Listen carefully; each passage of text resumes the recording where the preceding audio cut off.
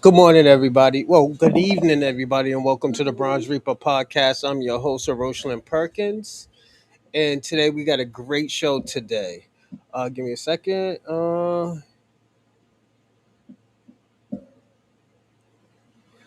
Haitian community reacts to the Black Americans on deportation. I think this is going to be a great topic, and the reason why is because I really don't talk about Haitians. To me, they're not really interesting, and I'm not talking as a cultural thing. I'm just talking about as what they contribute to America. Have they contribute to America? Absolutely. I see a lot of people contribute, but I don't see they did anything to help us. What's it go off on that? But yeah. I don't see as much as them helping us. And that's just me, you know. The stuff that we do see that they have done, we have gave them salutes, but I don't think they ever helped really Black Americans. Um, Personally, I believe that they hurt our struggle with the 1804 thing. And that's my personal beliefs and stuff like that. You don't have to believe it, but I believe once they won the war, it didn't make us stronger. It didn't make us as strongest as a whole. It just they sold Louisiana. The French sold Louisiana and expanded slavery. You know, and I believe that. Put that over here. So don't take everything that, like I always tell people all the time. When I talk, I'm just giving you a point of view. You know, if you have a different point of view, you know the live chat is right there. So definitely hit the live chat and stuff. And don't forget to like and subscribe and comment in the live chat. And also share this five different things. If it's three people or five people, or I mean, if it's five people, share to five people, or or three different platforms and two people, you can mix it up. But just share and like, and also don't forget to hit the Cash App, and also if you want to donate to my podcast. I mean, donate to the GoFundMe for Brother Morningstar Sir Adam's Great Betrayal. I get most of this stuff in Cash App, but I'm gonna see if anything. I'm gonna see if we can, start doing it in the GoFundMe more. Let's see. Give me a second. What does FBA have to do with deportation of Black brothers, sisters? Already. Well, Shabaka, they're Haitian. They're not black. They have said that before. You know, the FBAs are organized enough to do anything in their community. FBA is a unfunny Tariq joke. I want to tell you this, Shabaka, and this is just me. You're mad at foundational Black Americans, and also everybody. I do got an announcement. Um, you're mad at foundational Black Americans because they delineated from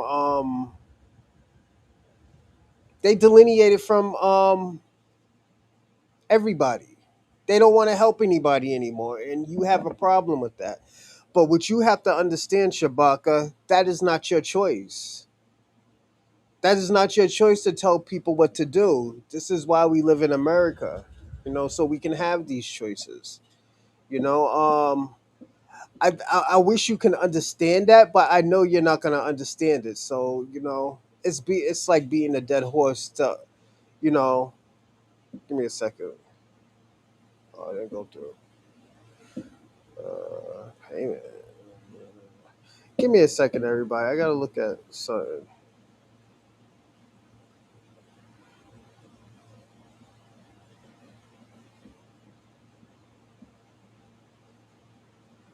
Uh,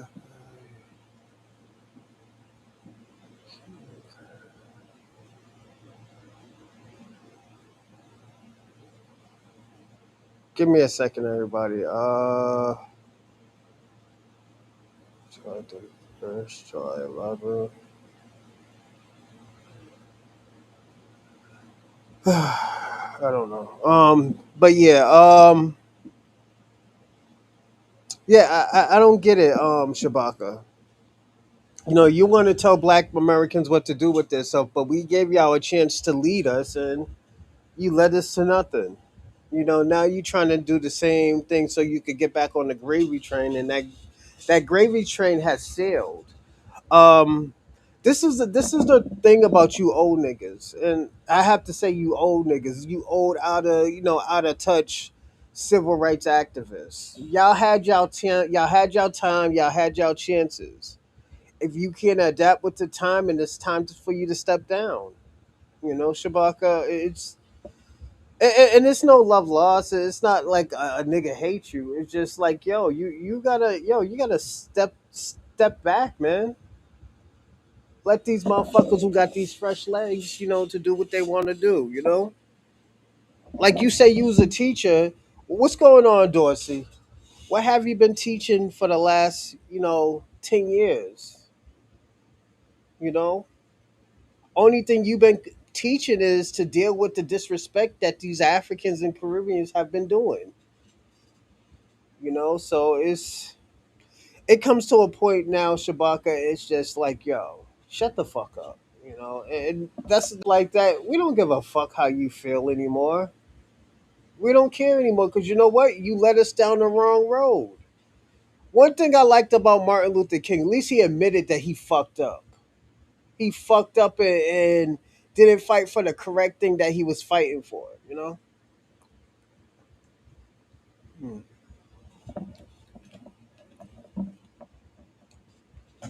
And it's like you, Shabaka, you can't, you got to hold your own nuts. Yes, thank you, old gamer.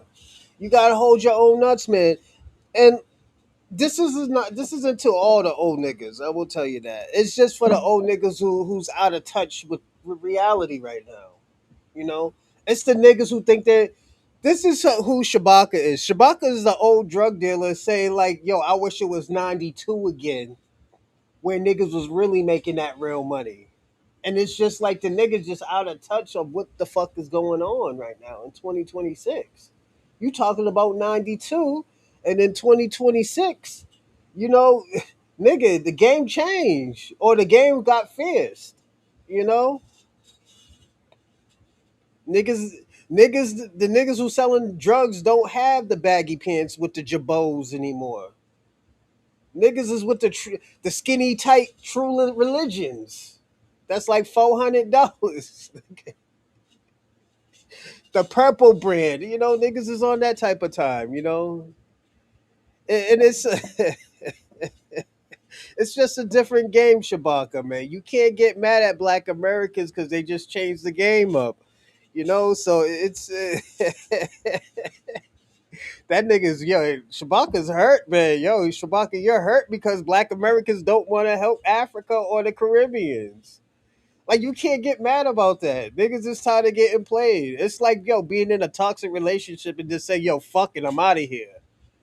And here come you. Oh, you just gonna leave like that after you just fucked everything up? Nah, nigga, it's nigga. That's the game. The game is the game. You gotta accept it what it is, Shabaka, man. You can't be on that bullshit, man. You're going to the. This is the route you taking. You're taking a route of the feminism. When feminists was out here, they weren't fighting for black women. They were fighting for white women. White women was always the talk. When you look at feminism, you see a white woman. You don't see a black woman. You have never seen a black woman. You always see that strong white woman because that's the thing about it. Feminism never lied. All these things that they were giving you, it was about white women. It has never been about black women. Why you think they wanted to jump? Why you think they wanted to jump in the movement with black Americans, with the black revolution?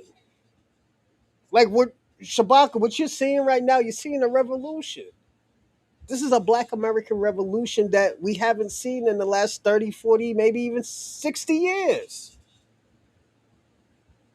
This is a 2.0 black power. And you just can't accept that some niggas is not accepted. Some niggas is can't be in this. You just gotta accept it, man. And you know what? When they had a chance, Shabaka, where were you telling these fucking Africans and Caribbeans take advantage of this and appreciate what the fuck is going on? Where were you when motherfuckers was telling us what to do, giving us bad, bad fucking information? Where were you saying like, yo, you know what, yo, y'all need to take advantage of what Black Americans have done. Y'all have contributed, but at the end of the day, you did this in a Black American area. So it's you got to take advantage of that. Shabaka, you wasn't there. Now you trying to blame people, man. You're a victim, man. You're acting like a victim. Like this is my problem with Pan Africanism. I'm being personally honest. This is my biggest concern with Pan Africanism. Like where were y'all when niggas was eating good? We seen Pan Africanism. We seen the kufis and the dashikis and the red, black, and green and fucking the. We seen all the African Mama Africa symbols and shit like that. We seen all of that. But when shit got bad, we didn't see Pan Africanism. Only thing Pan Africanism did was parasite to other Black Americans that really didn't fuck with them. Look how y'all parasite to fucking what's my man's name? Malcolm X, and he was mixed. W.E.D. Du Bois mix. Fucking who else?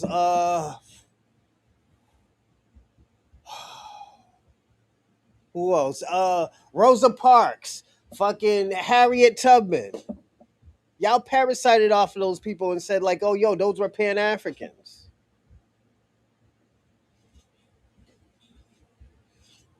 Yeah, that's true, Dorsey. I agree with that. But yeah, it's like all only thing Pan Africanism did was parasite off of Black Americans. And this is why you have foundational Black Americans. I got to tell you, Shabaka, y'all failed. If you're complaining about what's new going on right now and you can't adapt, it's because of you. Yeah, there you go. I'm gonna go back up and I'm gonna answer some of y'all questions. It's just right now I'm just talking. I'm gonna talk for another 30, 40 minutes. Then we're gonna start the show. If anybody want to jump on the line, today's Friday, and happy Independence Day. Happy American Independence Day. Um, but we got to be personally honest about that. Like, what has Pan African ever really done for us? Now we're looking at Haiti. Haiti's in a bad situations, but the Haitians didn't say anything when they was like, oh yeah, when that black girl from Texas, I mean that black girl from Florida, talk about look at those dirty Black Americans. We didn't hear nothing from the Haitian community. We didn't hear nothing from the Pan African community. I didn't hear, and Dr. Umar probably said something, but I didn't hear nothing from him. It wasn't ringing bells. It wasn't hitting. So it's like again, this is what I've been telling y'all for 2 years already. You gotta police your people. Y'all talk about Black Americans, but one thing about Black Americans, we police our people, and we tell you that, yo, we don't condone that shit. We don't fuck with that shit.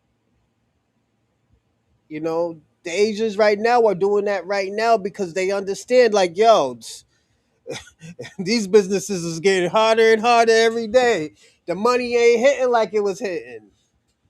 You got to understand, Black Americans is 13% of America, but you also have to understand Black Americans is the second highest buyer consumer.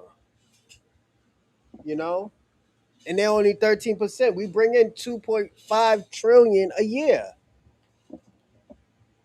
That's telling you something. It's telling you niggas ain't broke out here. So, and it's probably more than that, probably 2.7, 2.8. Um, but yeah, it's we bring in a lot of money, and I don't think people understand that. This is why people are complaining. This is why even hold on, let me see.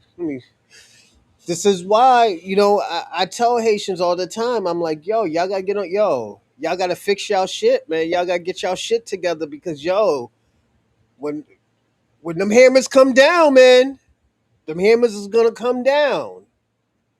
You know, those hammers is gonna come down on everybody. You know, and it's sad to see what's happening to the Haitians. But at the end of the day, you got people gotta understand the Haitians caused that for on their own. That wasn't, you can't blame foundational Black Americans. You can't blame the Caribbeans or the Latinos. You got to blame the Haitians. Y'all wasn't policing y'all people. I've been telling people for years, yo, you got to police your people, man. It's very important to police your people. You know, and this is what happened when you did it. This is what happened. You know, and like, yeah, you can feel bad. I get it, everybody. Yes, you can feel bad, but at the end of the day, you brought that shit on yourself. You brought that shit on yourself. I'm going to call in 5 minutes. All right, let me open up the floodgates then. Dorsey wants to call in early, so yeah, man. It's like I said, man. Like yeah, we can feel bad. We say yeah, that shit ain't right. Niggas got done dirty, but y'all brought that shit on yourselves, man. You know that that's. Hold on one second. Did somebody just give me some money? Yeah, somebody just gave me some money. Give me a second.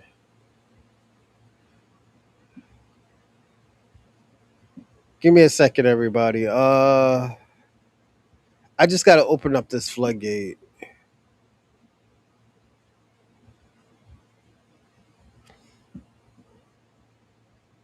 All right, it's open. But yeah, it's like I always tell people all the time, you can't get mad at Black Americans for this shit. You know, we can't keep on fighting your battles, and after that, you talk crazy about us.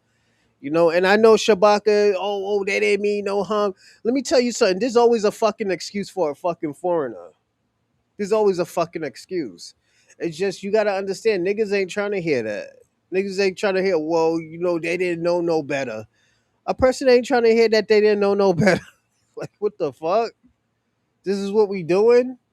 Nah, fuck it. You brought that shit on yourself.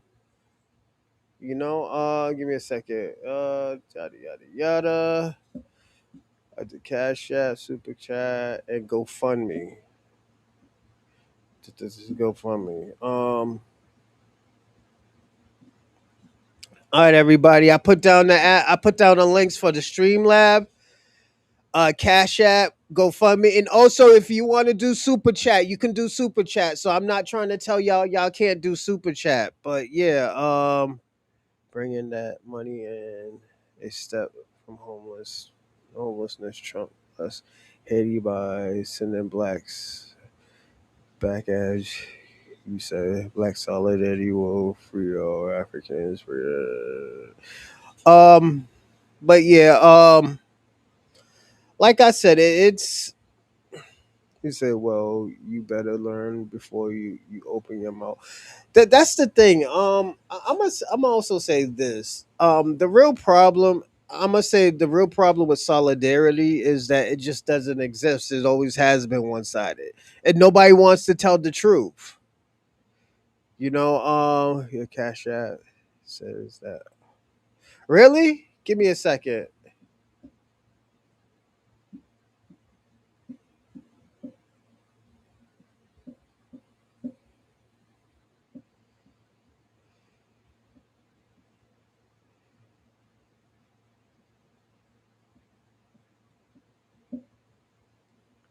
Give me a second. Mm, if anything, you can't do Cash App. Just do my GoFundMe. I personally would tell you to do that because I want to give me a second. Let me check the Cash App first. It's blogs.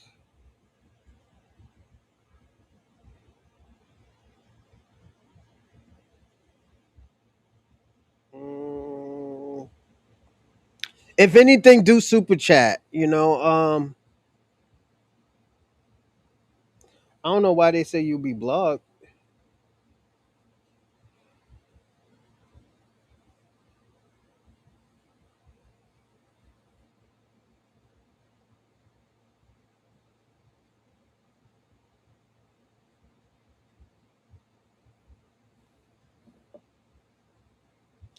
All right, try now. I don't know because I never done it. All right, try now. Damn, they say you're blocked.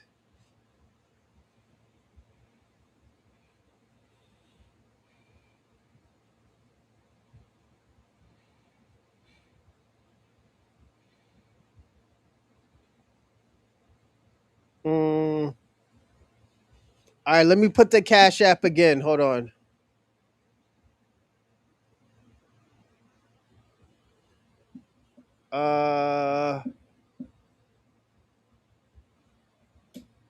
All right, try now.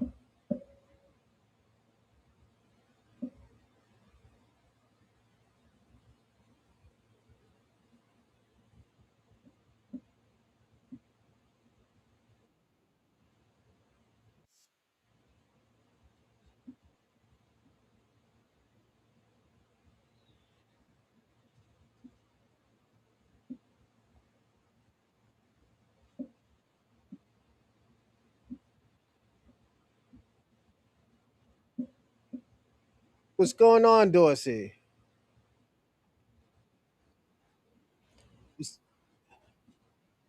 Happy 4th of July. How's everything? So let me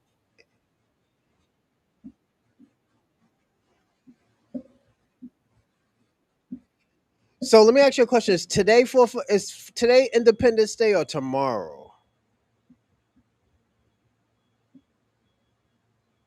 Hello?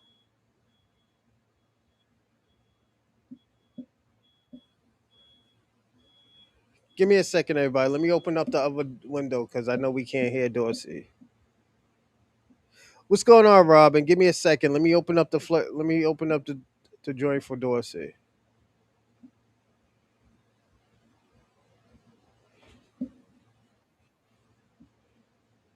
Oh, my man just hung up.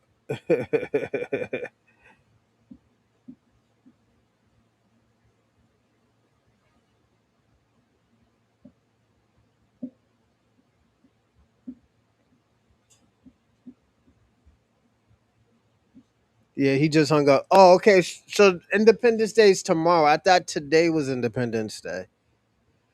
Jesus Christ. I apologize, everybody. I thought today was Independence Day. Let's see. Give me a second. All right. Let me see. Let me see on this Cash App for everybody.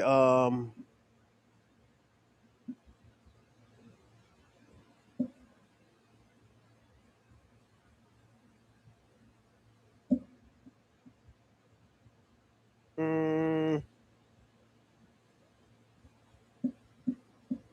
let's see. Cash App.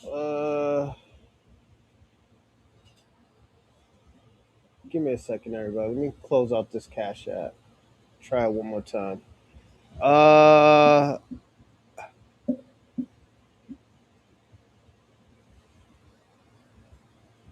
right. I'm gonna try it again, everyone.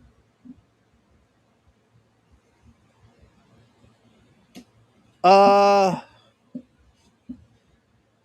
give me a second. I help you out. Let's see. Oh shit. So give me a second. I think I took it off. I'll put back on the super chat. I swear I did the super. I swear I put the super chat back on. Give me a second, everyone.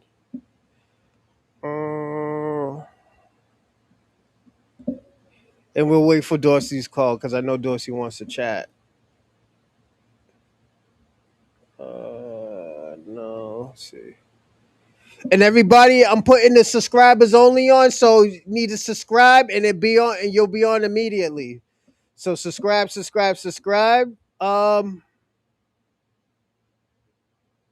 Damn, where's my super chat at?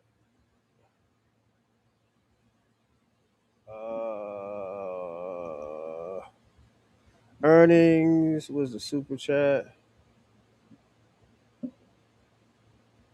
Uh, shop.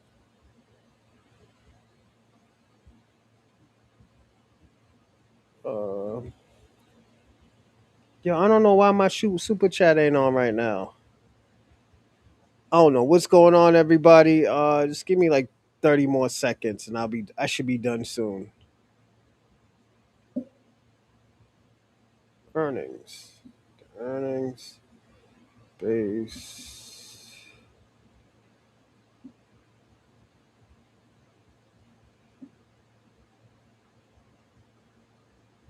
Let's say payment, info, yada yada yada.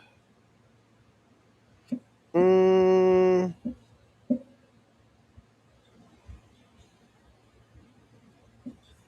Put my phone on the charger. Give me a second, everybody. I'm almost done.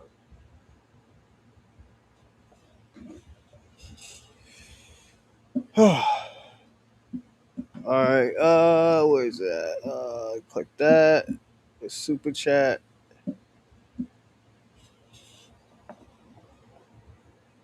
Give me a second, everyone. Super chat. YouTube. Yeah. Monetize. Blah, blah, blah.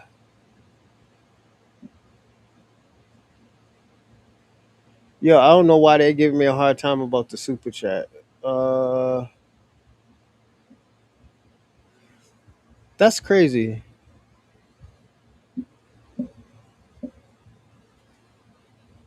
All right, you know what? I'll figure it out, everyone, and I'll get back to people. But because I don't know what's going on right now. Oh, revenue right here.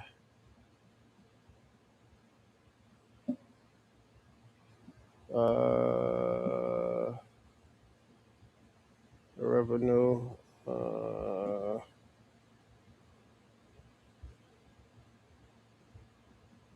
oh no, yeah, I'm gonna have to figure this out, everyone. That's crazy. Monetize policy, super chat. Right here, super chat. Turn on and off super chat. All right, In this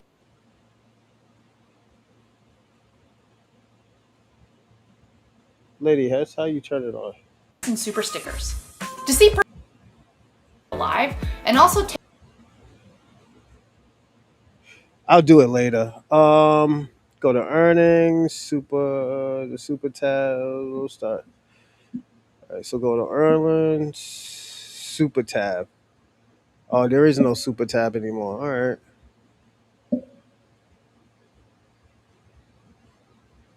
Yeah, I'll have to figure it out with the super chat. I'm surprised it's not on there. I thought it was still on there, everyone. I apologize.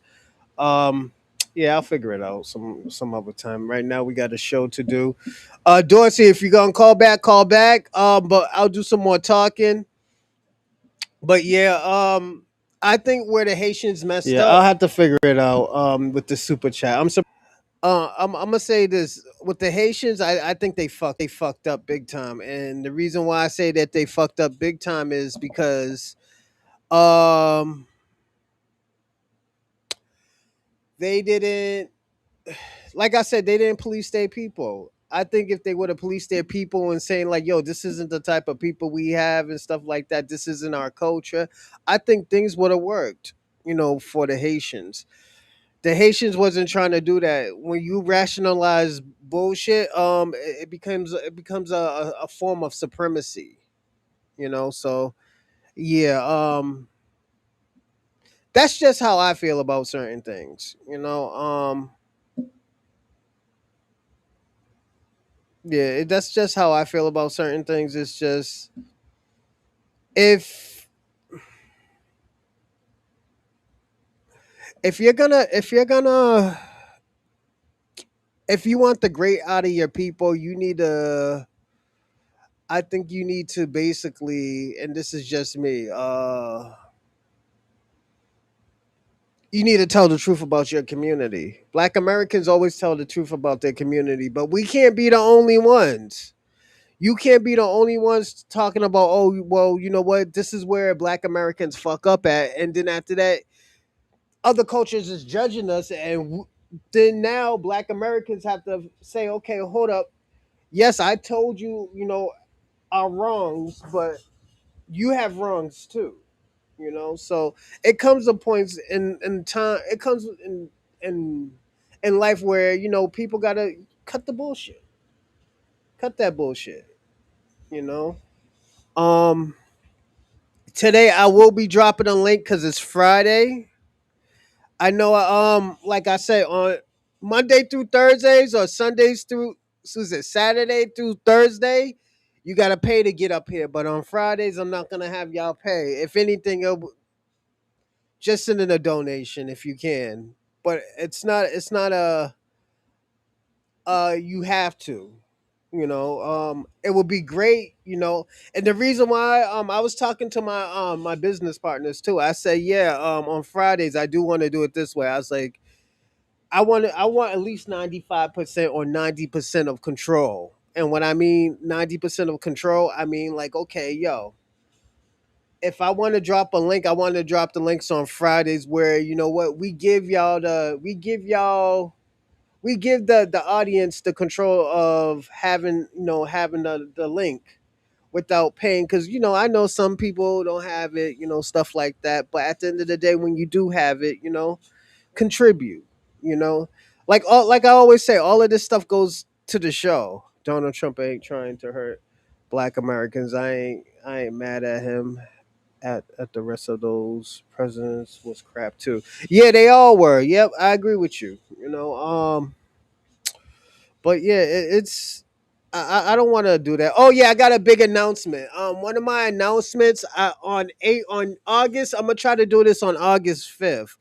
I'm gonna do a show on foundational Black America. I'm gonna call it Foundational Black Americans, the Black Revolution.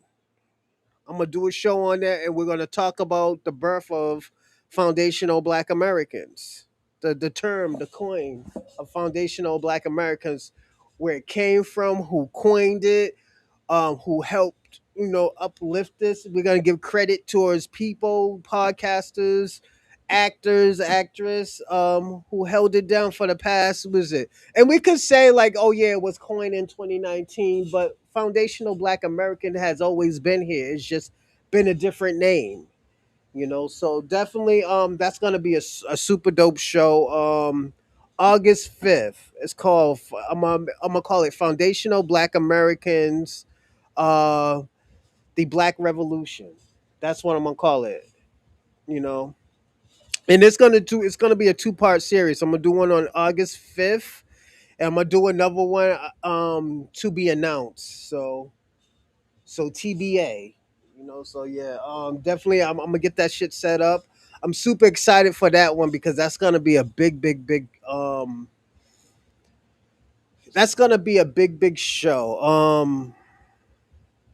Definitely gonna have people who come. I'm gonna try to get podcasters to come up here and talk about foundational Black Americans and what foundational Black Americans mean to them. What made them come to that terms of the lineage, the name, coining that lineage. Foundational Black Americans, like, yeah, we will have haters. Shabaka will be there as always, but the term foundational Black Americans, I think, is very proper.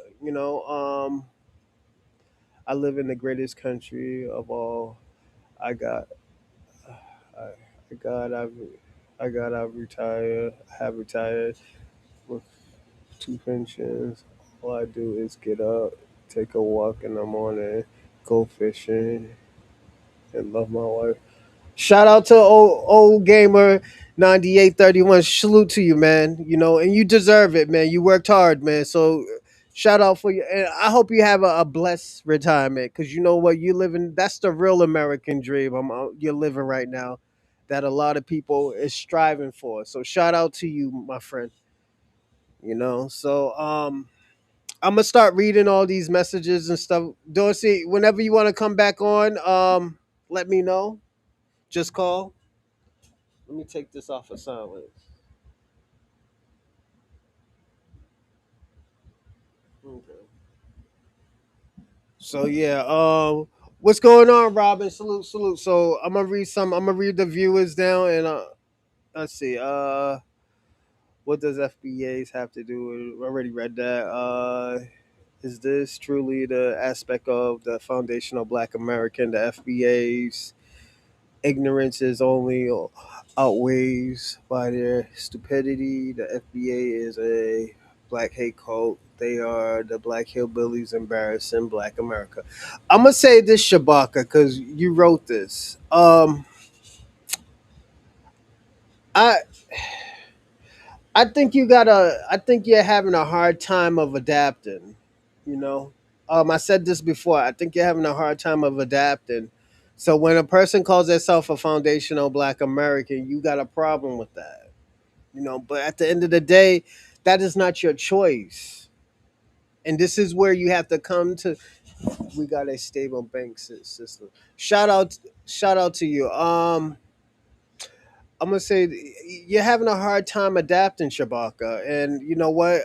I don't know if it's a midlife crisis or you just you just hate you just hate that nobody doesn't want to do the African thing no more. I get it, but at the end of the day, you can't condemn Black Americans and call Black Americans stupid, then talk about Black solidarity. It just doesn't add up. It just seems like you're just trying to control. You know. Um, I think you need to get that shit together. Like real talk, real talk. I think you need to really get that shit together because at the end of the day, you're gonna hurt your cause more. You're gonna hurt your and this goes to all Pan Africans in these organizations. You're gonna hurt your cause more by pushing people away because you're not understanding where these people are coming from. You're not understanding why these people are mad. If you understand that, then things will be great. Give me a second. Let me see this. Okay. Yeah. Life wouldn't be so hard for you if it was like that. So yeah. Up Dorsey.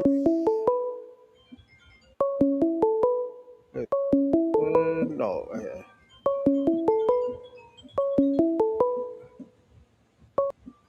Call from Dorsey. What's going on, Dorsey? Hey, Brian, sorry about that, man. I didn't charge my phone last night, so it died out on me. Man, you got like 5 phones. You didn't charge one of them.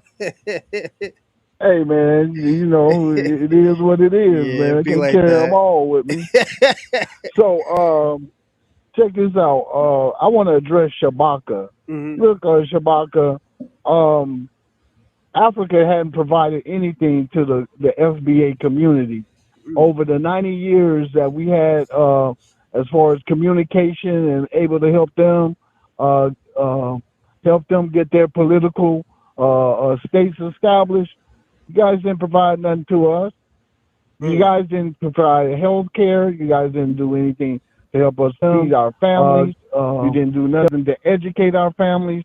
You didn't did nothing. Now, I find it very ironic that Chewbacca is talking all this communist shit, but he in America pulling benefits. Let Iran pay for your health care, then Chewbacca. Let Ghana put food on your table since it's so good. But like I said, you talking all that nonsense, but you living here. You could easily take your ass back to Ghana. I'm sure they got big discounts right now. So, you know, what you say and what reality is two different things, bro. You got reality twisted, Chewbacca. That's just being real. mm, Yeah.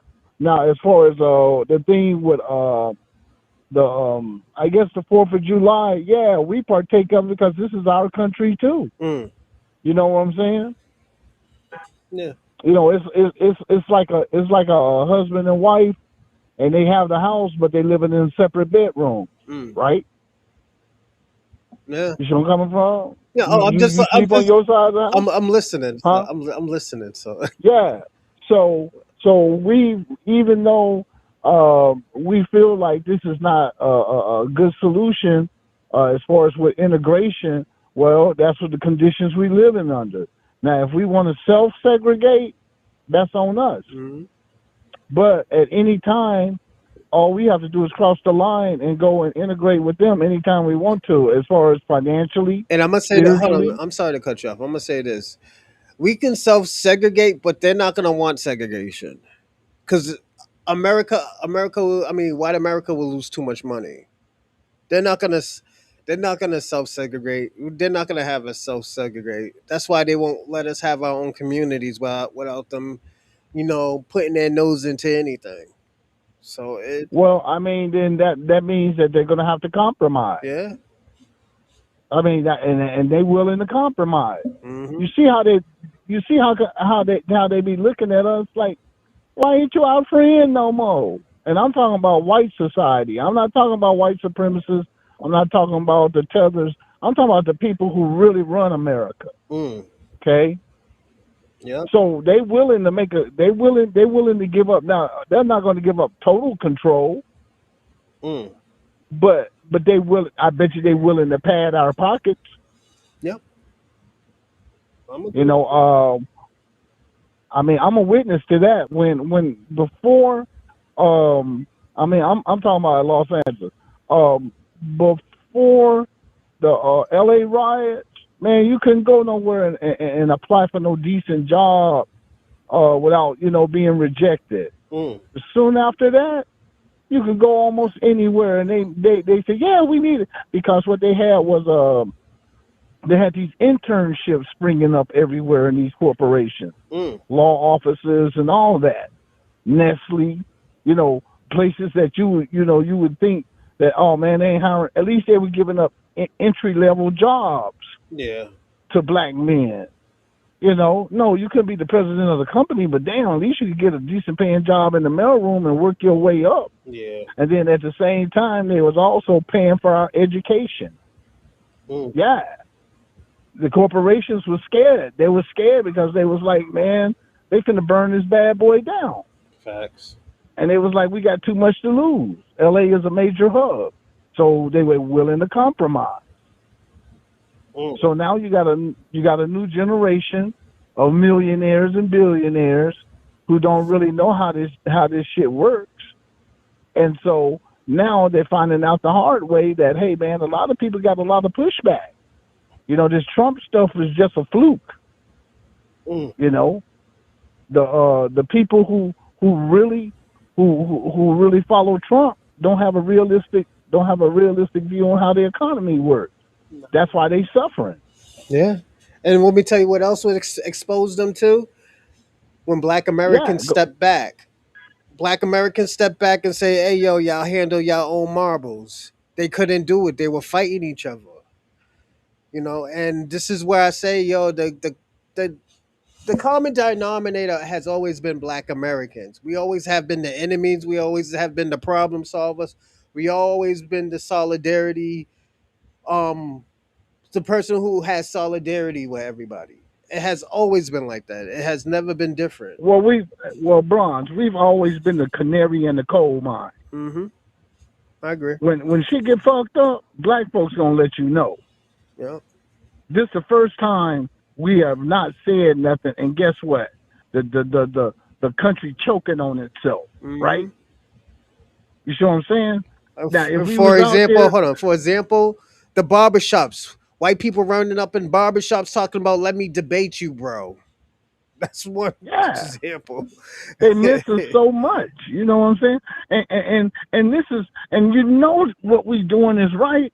Mm. We standing our grounds. Even Uncle Tom, Clarence Thomas say, "Oh hell no, y'all don't get no birthright. That's meant only for black people." Hmm. The the biggest Uncle Ruckus said that the Constitution was meant for Yeah. black folks. Saying something. Yeah, I mean, I'm not saying he a hero, at no means, but at the same time, he didn't let them slide. Mm-mm. He could have easily had let them tethers back in, but he was like, nah, I ain't voting for that. Mm. So at least he drew, and he was 10 toes on it. He was like, nah, that birthright citizenship, Yeah. I don't think. And to be honest, you have to understand when them people wrote the Constitution, they did not think that we would be having jet travel where we could be across the ocean in a matter of hours. Yep. They weren't thinking about that. They were like, hey man, shit, by the time you get to America, you're gonna pop that baby. Ain't no going back. So you might as Hmm. well stay here. Yep. But now, hey, you hop your pregnant ass on the phone on the jet, hop your pregnant ass right back. Yep. And it's easy to do. It's easy to reduce. It's easy to refuse them citizenship because all it is a pen stroke. Yep. All the hospital got to say is, "Hey, let me see your health insurance." The lady shows that she has health insurance in another country and don't have no citizenship. Oh no, this kid ain't American. That's all they got to do. And I'm gonna say this too. This helps with a lot of the stopping of the human trafficking too, because what a lot of people do is that these people will pop out these babies and leave these babies, and if these babies don't have no documents, anything can happen to these babies. They can be sex trafficked, they can be human trafficked, they can be sold to like to get tortured. So people got to understand a lot of this stuff is serious. I'm not thinking of, oh yeah, because they're immigrants. It's also kids. They're just leaving kids here. So that's a problem. Okay, so I mean, you have to understand, Bronze. You soft hearted. I'm hard hearted when it comes to that What because kids? when it comes to our children, Haitians, Africans, Asians, Russians, Ukrainians, they weren't thinking a damn thing about our kids when our kids is out there in the damn streets starving. I know, but at the You know, at the end of the they day, don't. those kids still got to go back. That's the thing. I'll put it this way: if they really want to have their kids here, let them have a baby by an American. You can't anchor your kids over here. Let them have a kid by. Let one of them at least be American. You know, Nah, because the thing. Put nah, it this way. Let me tell you why. nah. Let me explain why I say that. Because at the end of the day, at least we know that this kid is at least half American. Dual citizenship. Y'all could do whatever. Yeah, but Hold on, hold on, see, hold on. Let me finish. They could do whatever they want with it. But if the kid is American, the father or mother is American, then at the end of the day, there's really no debate. It's still an American baby because it nah, was born it was because Brian. the father or mother's American and it was born on American soil. Nah, Brian. See, that's what fucked the game up anyway. That mail order bride shit. Yeah, but nobody wasn't having Cause that's babies. basically what. Nobody wasn't having Yeah, but see, you got to babies. understand, Bronze. A lot of military guys know about this. Yeah. A lot of guys in the military knows that they were getting these women and bringing them over here to the United States, being naive to these women trying to jump ship as soon as the times ran out, because everybody who in the service know about if you marry a Filipino woman, as soon as she get here, she gonna want you to pay for her to go to nursing school. As soon as then she's gonna also want you to sponsor her family to come over here. Well, that's a Then choice. after That's a she choice, Dorsey. That's a choice that a grown person should make. Should there be rules on it? Yeah, Absolutely. but you You gotta guys got to make rules understand, on man. it. A lot of these guys in the military are starving to having a traditional house, a home, a Whose family. fault is that, So Dorsey? you Dorsey, know, whose fault is that hey to be doing man, stupid shit like that? hey And you man, can't get back. that's You the can't get world's fault, man. They taking Dorsey. advantage of. Dorsey. That's just well, then that's just like what we dealing with then as What FBAs. We do were you kind mean? hearted and people stabbed us in the back. No, that is different, Dorsey. We're talking about American. We're talking about American lineage. If this one kid's father's are American, and the other kid is probably Caribbean, there should be a debate about it. At least a debate. Nah. You can't. Nah. And the reason why I'm saying that there should be a debate about it because the kid is still American, no matter how to cut or you Yeah, but slice it. bronze. But bronze, that means you have to get rid of all the illegals first before you could even set up that standard. Hey, do it.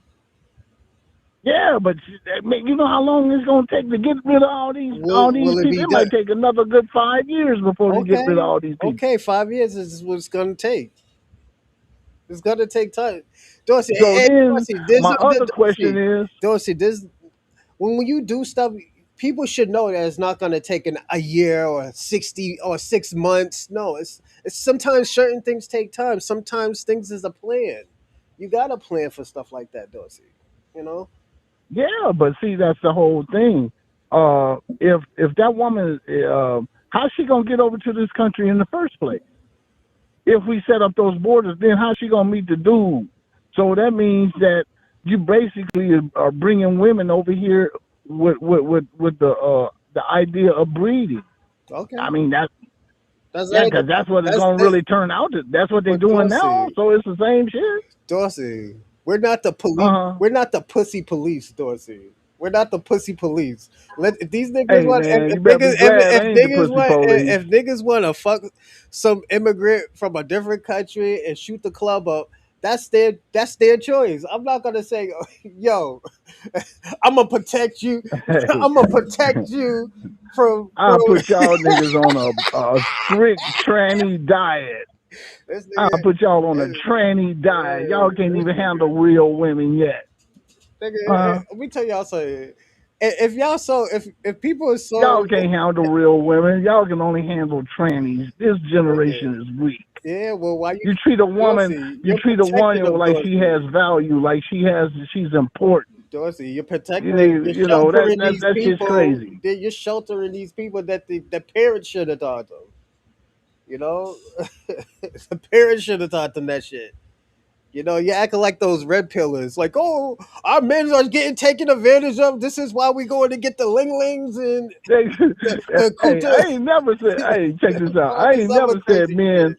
Yeah, that's what. I ain't never said men are getting taken advantage of. I Yeah. say these lames are getting taken Hey, let them advantage get. They're of. gonna get taken Like advantage. Chewbacca. Do- Look at Chewbacca. They're gonna He get. know damn well Pan Africanism is played out. It used to get him, when he used to put that little rainbow kufi on his Hold on one head. He second. used to Hold get on him one second. pussy in the club. Hold on one second. Ms. Lala Brown says, "Did y'all see the cry say ICE arrested 10,000 people in 5 days? Oh, it's gonna be more. There's like 135,000 that they're trying to knock. They're trying to get like at least I think 50,000 in Boston. They're trying to get like 50,000 Haitians in Boston. They trying to shut down on these niggas. And I'm gonna tell these Haitians, you better try to go marry an American citizen, because if you don't, Hey man, I heard they running off to Canada. That's what they need to do. yeah, and they could go through Michigan. They could walk up Yeah. into Michigan. You know, Yeah, just take your ass through Canada. The Canadians will take y'all, and then y'all can be like Drake. they don't want to eat Shit, you know? that moose meat type of bullshit. They don't want that shit. They want to eat that. They want the milks and honeys of America. Yeah, but see, this is the thing. But go and finish Look, what you were saying. I apologize. what I'm saying is, look, man, y'all are beggars. Y'all are Fugees, refugees. So Hmm. y'all better go to somewhere where y'all can, where they'll appreciate you, They cutting because down that's the everywhere. only other place that's gonna be accepting of you. Nah, they cutting down on a lot of shit. Though, see, they doing it in Yeah, but see, England. that's the whole thing. Quebec will take their ass. For how You know what long? Quebec is about, Yeah, huh? but for how long, Dorsey? Like people are cutting As down on that. long as them to learn that Canadian, because they have a citizenship program just like Germany, America, but theirs a little bit more stringent because remember they're a socialist country, Hmm. so they like either your ass learn how to speak English in 3 years or your ass is up out of here. We not playing, and I'm sure they're going to be even more stringent as time go by because you got to understand they feeling Canada is the only one who's going to be feeling sorry for them and who in opposition to Donald Trump. Hmm. Now, if they ass sit up here playing these old silly ass games, wondering what's gonna happen, eventually they're gonna close that door. You see what I'm I saying? was getting close, People be like, wealthy. "Well, I gotta save up my money." No, nigga, you better get your shit and get. Yeah. Because after they cut off that time limit, your ass going to prison. Mm-hmm. See, they don't understand that. People always want to procrastinate. Check this out. If it's a life and death situation, they got two choices. If they don't comply, your ass going to prison, or your ass going to the hellhole in Haiti. Mm-hmm. Ain't no. Now, if you got a little money, I would be like this: go to Haiti and then bribe them officials in the Dominican Republic They're not to going take no them in, motherfucking Dominicans don't want them. Dominicans are even if they got money. Dominicans are they suffer from colorism in Dominican Republic. They don't even like Haitians, and they can walk to Haiti. They can walk to Dominican Republic I know. through the That's what I'm water. saying. I'm So you talking about can't through the bribe. You water. can't bribe nobody. They No, shit they, sound like to they me have a Dominican colorism Republic. problem. They don't like dark skinned, Okay, well dark skinned then people. they ass better go to then they better go to Canada. Might as well. You heard about them? You heard about them four women from Haiti Haiti. whose bodies washed up, who was beheaded, Yeah. who were originally in the United States What's and got going on, Ray deported. Ray? Yeah, but it's You heard about that, right? yeah. But let me ask you a question. Since you're actually on topic. Um, why you think they're mad at Black Americans? I say because they're not helping. Black Americans is staying the fuck out the way, out of Dodge, and letting them handle their own business. No, what it is they're mad because out of all that shit they talk, remember they were talking all that shit about how they got the best lawyers and all that, right? Mm-hmm. Ain't none of they lawyers been able to step up and challenge any of the put a halt or anything. See, when we involved in it, hey man, we get the cream of the crop when it comes to lawyers Mm-hmm. who doing stuff not on our behalf but by using our name. Yeah. You see what I'm saying? NAACP, the Urban League, all them. They do that with our name, with our reputation. Mm-hmm. You see what I'm coming from? Backing them. And the thing about it, that But stuff ain't isn't nobody working no more. It's not working anymore because Black Americans set the lines of saying like, "Yo, y'all are not us. Y'all been disrespecting us ever since y'all niggas got here. right. So But y'all see, gonna have you to don't figure it out." understand. To the Haitians didn't understand. Even an old pistol is a pistol. Mm-hmm. Shit. I mean, you still shoot it. But see, they don't even know how to. They don't even know how the Constitution works. They don't know none of the. They when they go to law school, they go to law school to be ambulance chasers. Mm. To get the quick money. That's what they pride themselves on. I'm a lawyer. I represent and I can get my clients money on ambulance chasing. But Mm. when it comes to constitutional law and shit like that, business law, shit like that, they don't know shit about that. Mm. You see where I'm coming from? It's just like doctors. Name me some Haitian surgeons. I don't know any. You understand what I'm saying? Anybody can hand out pills. I don't even know They, Nigerian they surgeons, and they be saying Nigerians are they're the greatest doctors. How the fuck you the greatest doctors in your countries like that? witch doctors, witch doctors. He said, Yeah, "Which?" they greatest witch doctors. But yeah, you having problem with your Johnson? I have just some gorilla. Here, eat some bushmeat. It'll get hard. Yeah, they can tell you about if you got fertility problems and shit. Mm. I'm sure because they fixated with that shit. I wouldn't even You trust know, them on that. I'll go to like a hoodoo doctor. So. but I wouldn't trust no nigga who if I had Ebola, you would think that they would know how to handle Ebola by now. Nah, they don't. They keep having outbreaks. Mm-hmm. And then on top of that, how is it that when we establish all these clinics and hospitals and shit, and then as soon as we withdraw, y'all don't have no reserves, no y'all act like y'all don't have no motherfucking knowledge on how the world works. And the United States is not the only country in the World Health Organization. So it ain't like the United States money is what they're dependent on, Mm. because they have all kind of doctors going down there trying to help them. Mm. They don't. They always want.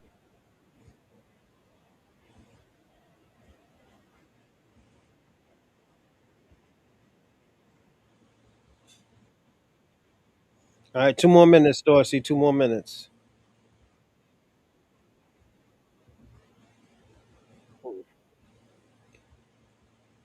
Well, yeah,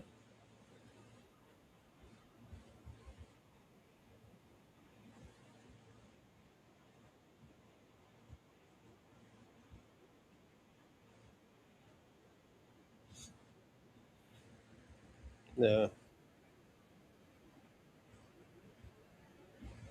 Mm.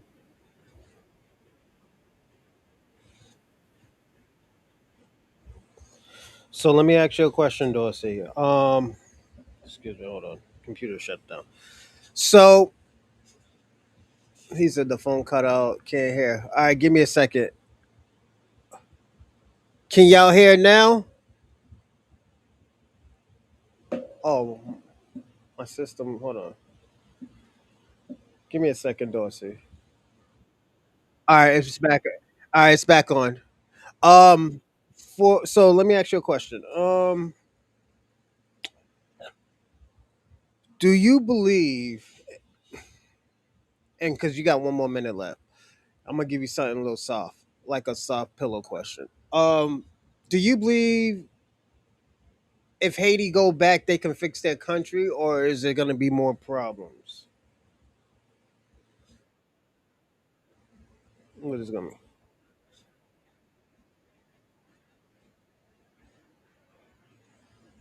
For what?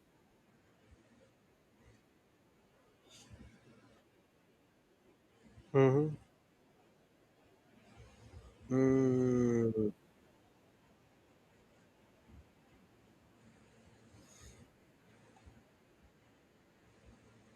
Mm-hmm.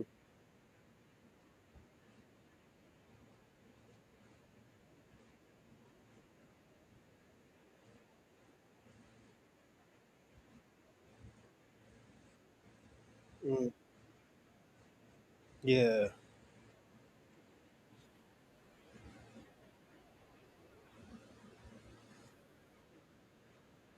Yeah.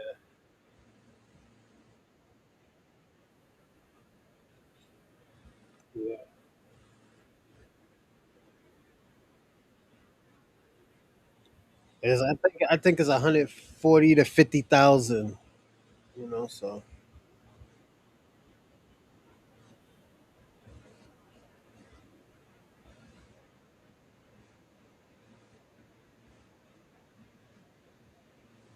Mm-hmm.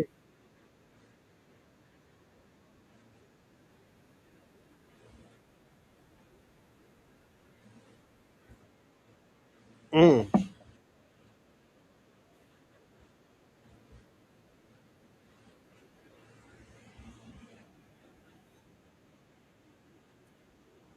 All right, 30 seconds, Dorsey. 30 seconds.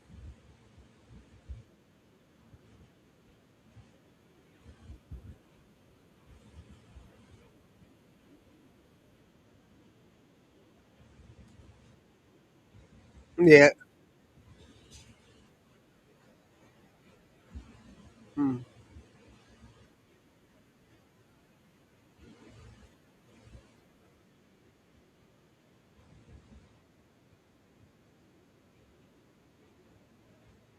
Mm.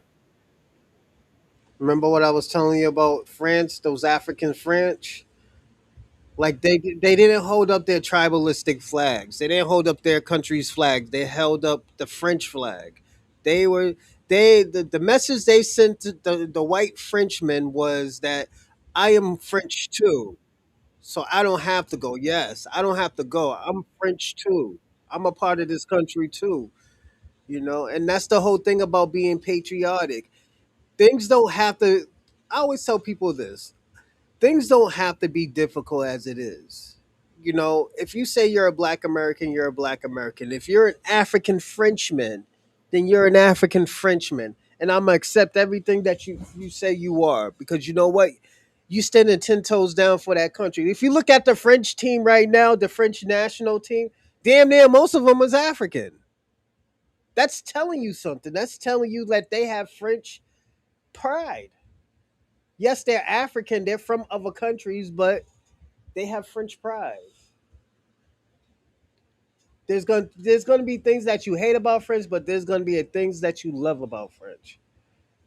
So we can't. This is why I always tell people all the time: you cannot put a blanket statement on certain things that you benefit from. Like I had to tell a young girl, she said, "I hate America." I said, "Okay, won't you go back to Honduras or Puerto Rico? Puerto Rico is a part of America." They start talking about benefits and money and shit. I'm here for the money. But if you love your country that much, you should be trying to make it. Yeah, you're a whole to America.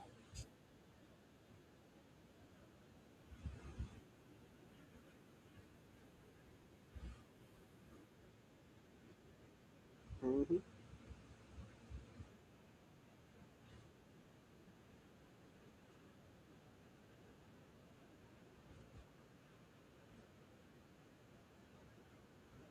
Like put it this way, Dorsey. I don't hold the American flag up. I hold the Black American flag up, the American heritage flag up. But it's still an American flag. You know, it's just I have I'm here. Let me tell you something. I'm gonna praise and I'm gonna preach and I'm gonna also big up the lineage of Black Americans because without Black America, there would not be America. These niggas will be eating themselves.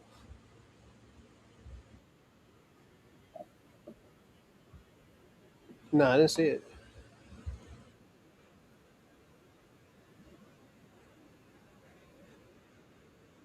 Mm-hmm. Fayette. Oh, that's where DC from.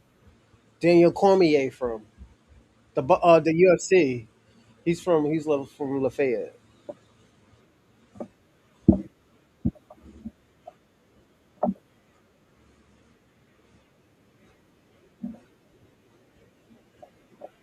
Yeah.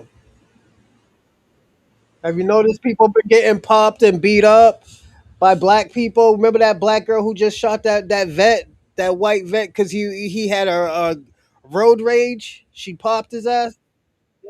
Yeah, yeah. She might go to court, but she's gonna beat that because it's stand your ground. If he would have turned his back, if he would have turned his back and she shot him, she would be in jail. But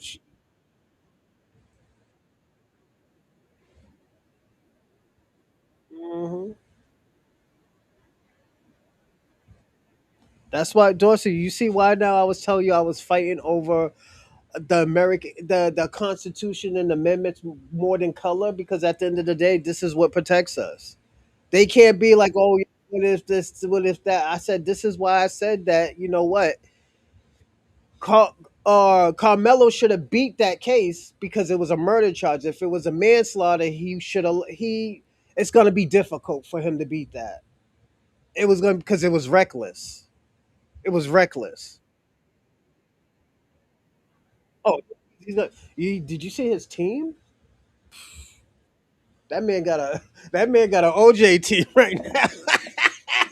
Yo, my man got an OJ team. He's gonna beat that game.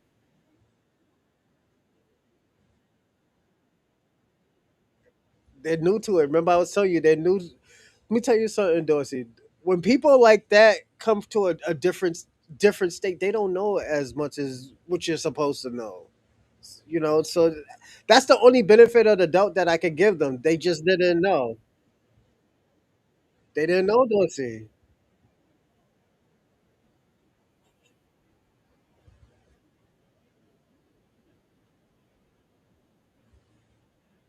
Dorsey, they didn't know. They didn't know. They didn't know that.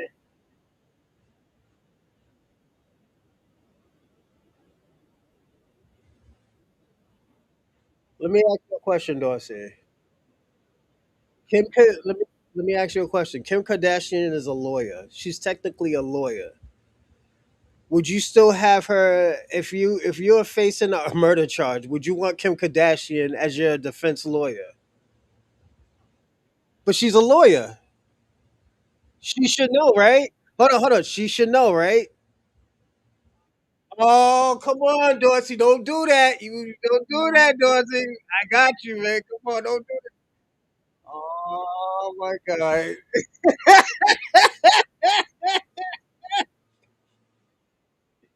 Yeah, Dorsey.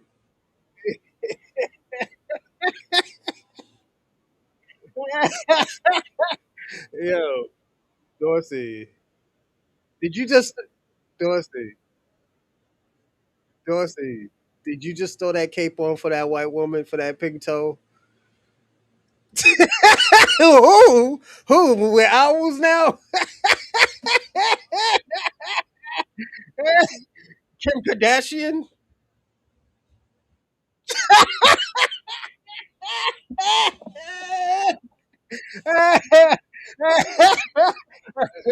But she's a lawyer. She should know. She should know what's going on, right?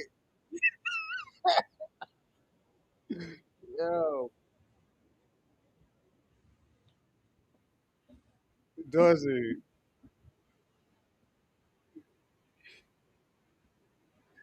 Dorsey, Dorsey. Cause is it because she might not know certain things? Because she might not know certain things, right? Okay, so this is what I'm doing for the Anthony family. They just probably didn't know. That's why I said that. Like sometimes you just don't know, Dorsey, and there's nothing wrong with not knowing. And like, yeah, they messed up big time, but at the end of the day, they're fixing it. This is what I'm saying. That's all I'm saying. I'm not saying that. Oh, Dorsey,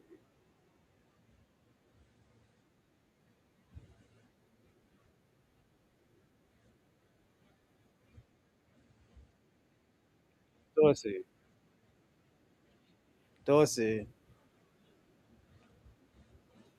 Dorsey. We talked about this, right? Yes. There we go. But it is it's your opinion. That's all I can say. That's your opinion. It's crazy. I'm just saying. I just don't. I just don't know how you just put that cape on for for KK Kim Kardashian because she might not know.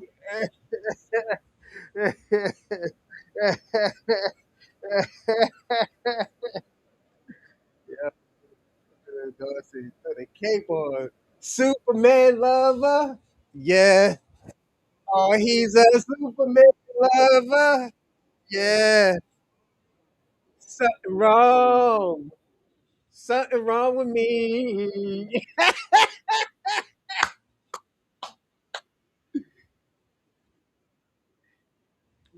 They call him Superman Lover. Yeah.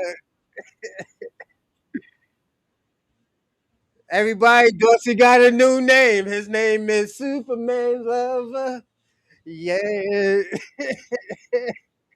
Something wrong. Something wrong with me.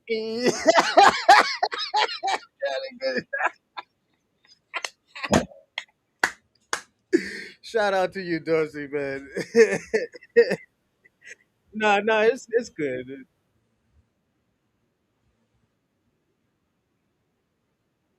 Yeah, yeah, Carmelo Anthony.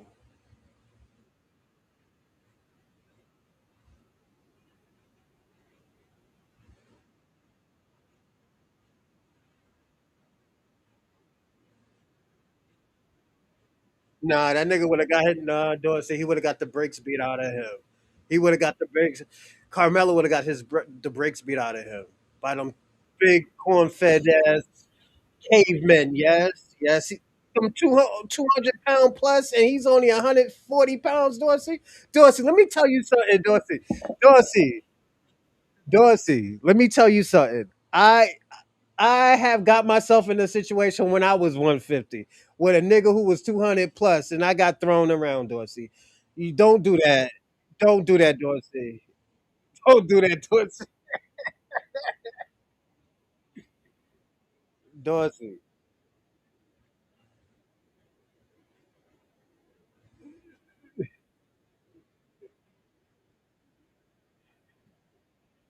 Hold on one second. Hold on one second. Everybody, Dorsey's gonna say something. Oh shit, hold on. They can't even hear you. Hold on, Dorsey. Oh shit.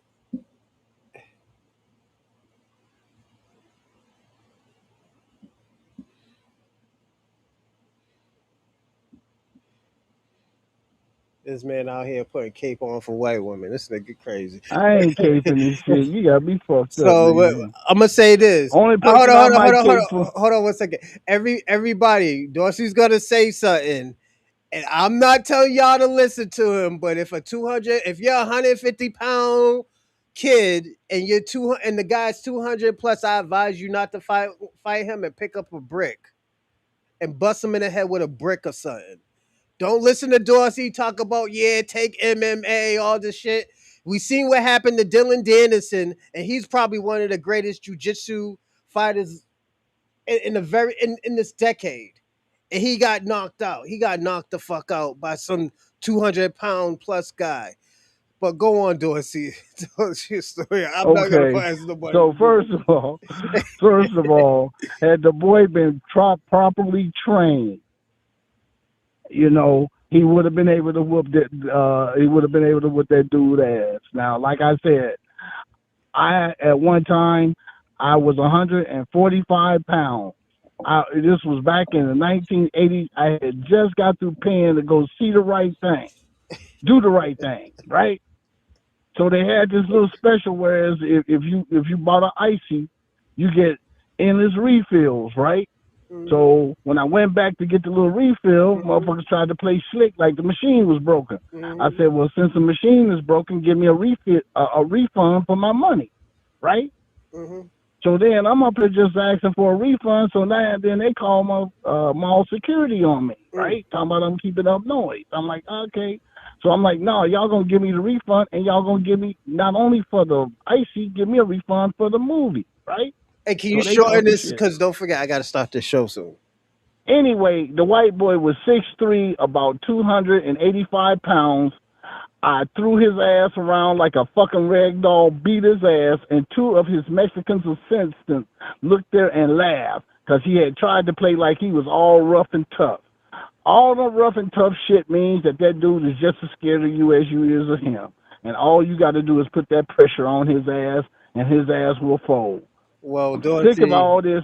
You ain't got to pick up no weapon to beat a Well, white boy ass, well, and for you Dorsey. and for black people to have to pick up weapons to beat white boys ass.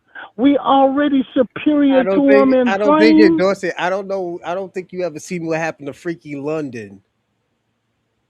Freaky He London got his had ass whooped. Freaky London had the same mindset as you, skin frail, too thin to win type of nigga. Talk mad shit, talk about suck my dick in Arizona to a corn fed white boy. Okay, so do you think? So do you think And hold on, hold Merriweather? on, hold on, So hold do on, you hold think on, hold on, hold Merriweather on, would have hold beat the on. white boy? Do you think Merriweather would have beat the white boy? Mayweather? Probably not. No. Probably not. No. So Floyd would have got beat up by the white boy? Probably. Because don't forget, this kid he does have a mixed martial arts background. That don't mean shit. Okay. Well, let me ask you a question. Why don't you see any boxers doing mixed martial arts? Because they know they'll get their ass whooped. Okay, there we go. We answered that question, Dorsey. Thank you, Dorsey. I But got I got to do the show. Go I said properly trained. See, I ain't Dorsey. just telling you to run, nigga, to run out there and get beat up, nigga. I'm talking about, Dorsey. nigga, you got to go do some training. All right, go ahead. Whatever. You train in wrestling, nigga. They just didn't throw your ass out there, and let you lay on the mat naked, nigga. They said, no, nigga, you got to. Crazy. Dorsey, you trying to get Carmelo beat up? That nigga was gonna end up on road stop fucking around with you, Dorsey. Bron, Carmelo, they you didn't did just the throw right you on. thing. You did the right thing and poked the nigga. Bruh, I'm gonna say that. they didn't just throw you on the wrestling mat with some baby oil and told you to go for it, did they? Hell Carmelo did no. the They right told you, thing. Them two corn-fed ass cavemen would have fucked him up. And you know what? That frail little Hell nigga did the no. right thing. Man, that nigga should have jumped up and kicked that nigga in his head, jumped up off the You bench. did the You, right you know, you thing. don't, you Carmelo, you did the see, right thing. You poked the niggas. Carmelo, when your ass is free, nigga, you better join the military and learn how to throw your Yeah, hands. dude. I suggest that He got. all people, y'all Oh better no, learn how to throw them he's going to hands. he had scholarships to a Division 1 school. So yeah, I think he'll be He was a track star, and the nigga could have ran track away. star and football player. Yeah, he was good. Track, And football. yeah. He did the right thing.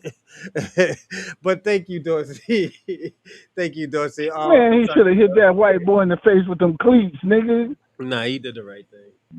Hey, if he ain't hit him in the face with the cleats, he wouldn't be up for murder. That's all I'm saying. Murder him. That's all I'm saying. Nah, All right, he. talk to you later. Dorsey, I landed my plane.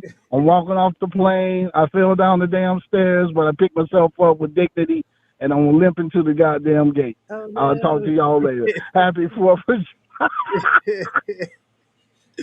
Shout out to you, Dorsey. Don't wear flip flops on the Oh, airplane. you running like an African. Ooh, Ice was chasing you with the flip flops. They thought you was African, Dorsey, with the flip flops. They pushed me down. They pushed me down. Yo, he from Nigeria. Get that Nigerian nigga.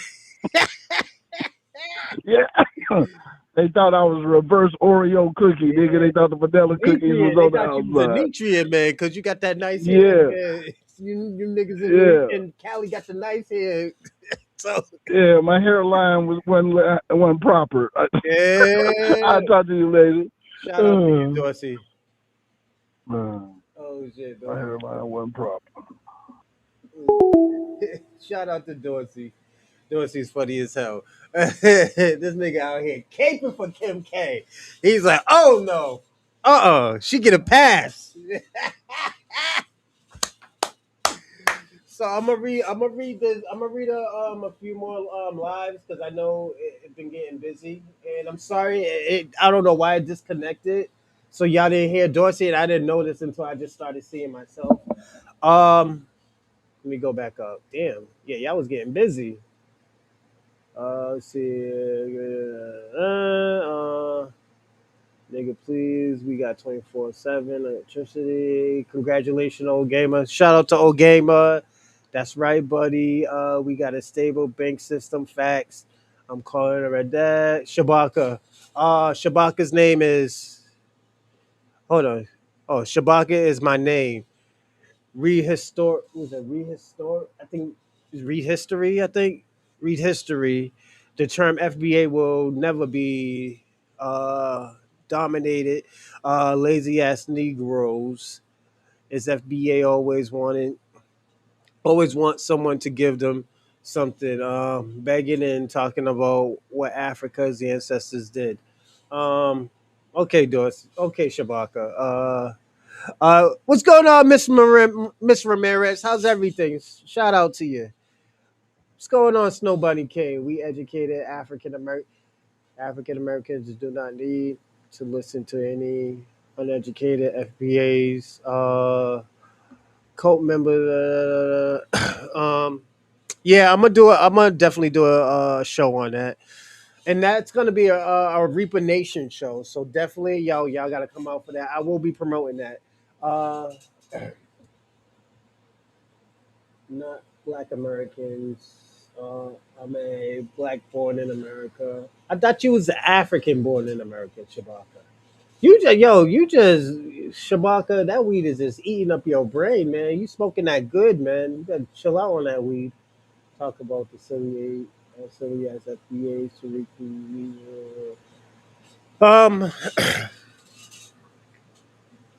Shabaka, you're bugging. I'm gonna tell you that. You want some other. Um,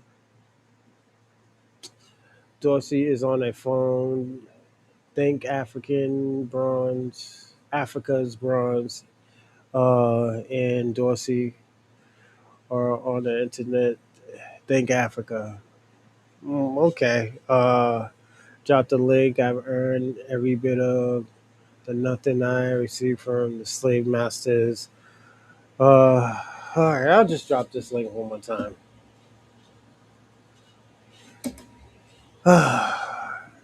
See what this Buster talking about. Yada yada yada. Let's see. Jim Crow, yada yada yada. Hello, Dorsey, Mr. Ramirez. Yeah, one parent at least has to be American. Thank you, Robin. Robin said the same thing I said. At least one American parent.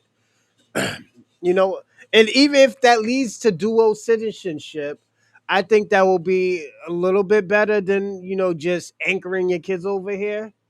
So yeah, that's what I would say. If one parent is American and the kid is born here, that kid is American.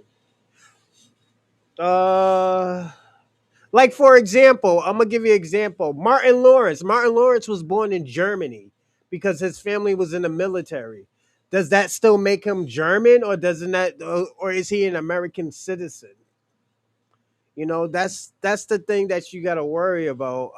That's why I say, yeah, Dorsey. That's kind of, I'd rather do it that way because at least you know that the kid is American and you're just not anchoring your kids over here. If one parent, yeah, we read that. What's going on, Lala Brown again? Shout out to you, dear. Why are we policing that? I don't know, Robin. I is the thing is, I'll say this about Haitians: they should have been policing their own people. If they would have policed their own people, I think it would have been crazy. Yeah, thank you, Robin. I'm glad you answered that question. That's why I said, like, that you know, at least having one parent as an American is a little bit more safer. You know. Did y'all see that? Oh yeah, I read that. Man, played the clip when Dorsey snatched the register. Oh yeah.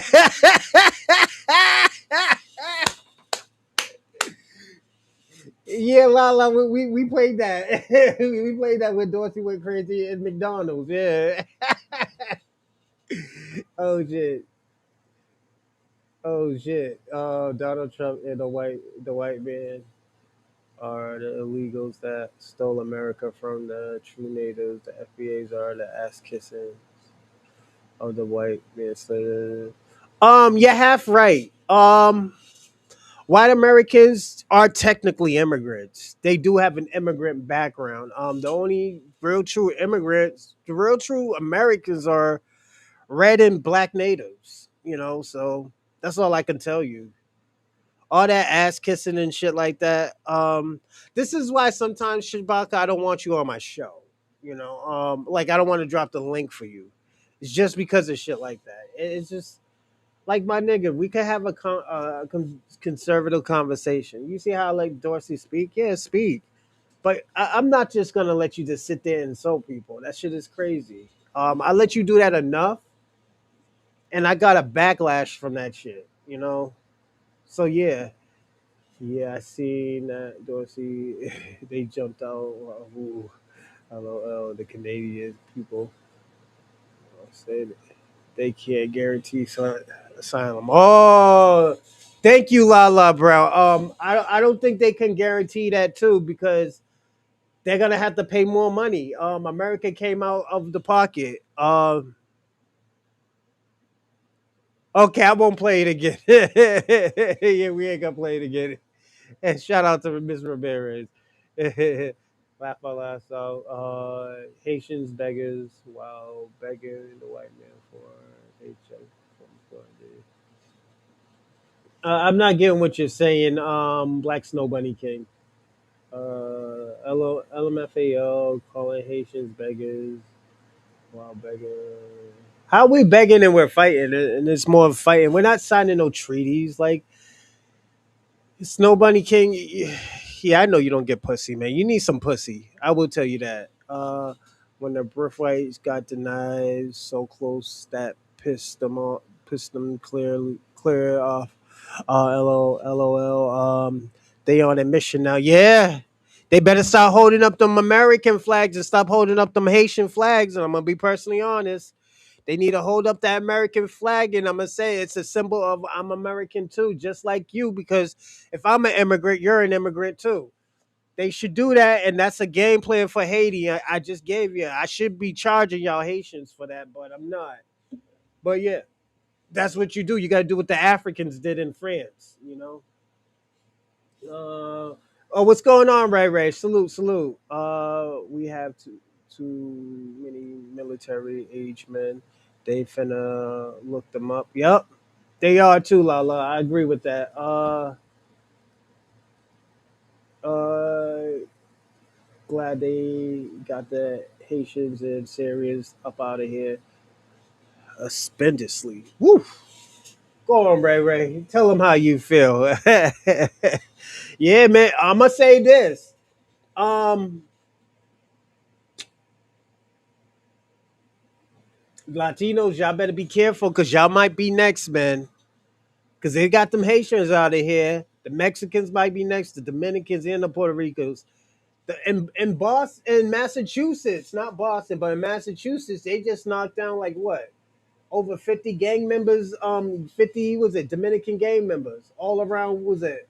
Not really Boston, but there was a few in Boston, but they were mostly in like Lawrence, Lynn, just those places that are overpopulated with like Dominicans. Like, yeah, they knocked them down, man. They sat them the fuck down, you know. So it happens, man. But it's I say this. This is where I said a lot of these Dominicans is gonna have to separate from these other Dominicans. This is what's gonna happen. They say like, yo, we don't condone all this, this gang banging shit. That's what they're gonna have to do to try to, at least people don't look at them as gang members, because that's what's gonna happen. People do in America do paint people with a broad brush. So, and I'm gonna say this: Black Americans has for the last 6 to 7 years has denounced a lot of stuff and say like, yo, these are not our people that's doing all of this. These are these people from these other countries. This is where all this xenophobic allegations came in at. What does that help Black Americans, blacks in America? Oh, that ain't up. Ooh, Shabaka, I'm giving you strike one because this is the second time you said that. Let's see. That's wrong. Birthright citizens is not finished yet. They still fighting that door is going to be closed. Facts. Shout out to old gamer. I actually agree with you, man. I think those doors is gonna be closed soon, very very soon. And the reason why is just to me. I think personally, it's a money thing. I don't think it's to me. I don't think it's a immigrant thing. I think it's a money thing. A lot of these people come over here with getting resources.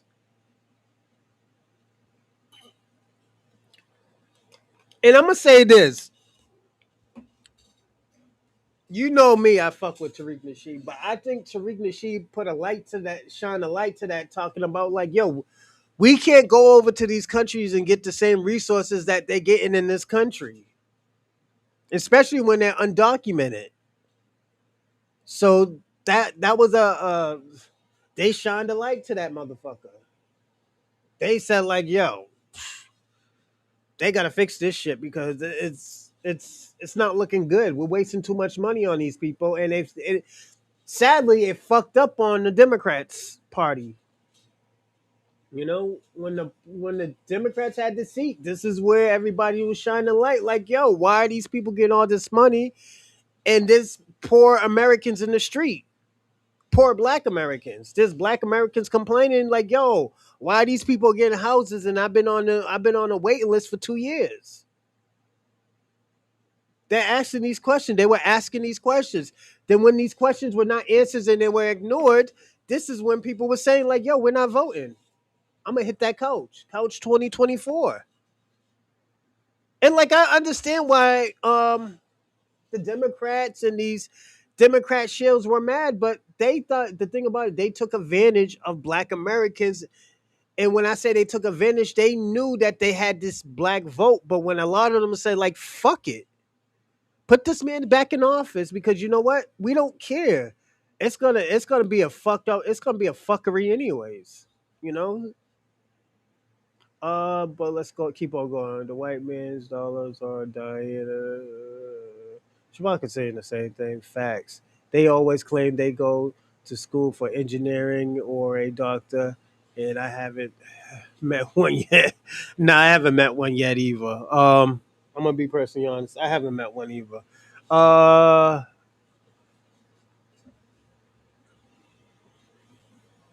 yeah, that's crazy. I never met a Nigerian doctor. I'm gonna be. I know an Haitian brain surgeon. He was my former friend, but yeah, he was a Haitian brain surgeon. You know, they have they think having a good job makes them American. Yeah, that's true, Ray Ray. Dorothy's phone cut out. I can't hear. Say Shabaka is the white man's dollar dying. I say den- dying, denying your SSI and Medicaid. Oh shit! Lala stuck it to you. Yeah, man. Hold on, give me a second, everyone. Hold up. I could have did this, huh?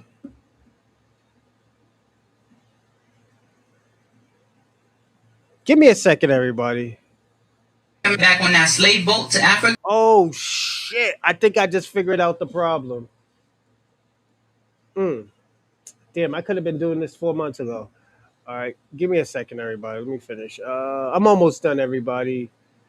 Damn, Ray Ray's getting busy in the live chat. The tethers enjoy the butter, the butter biscuits. Yup, the buttermilk biscuits, and would betray his. Yep, I agree with that too.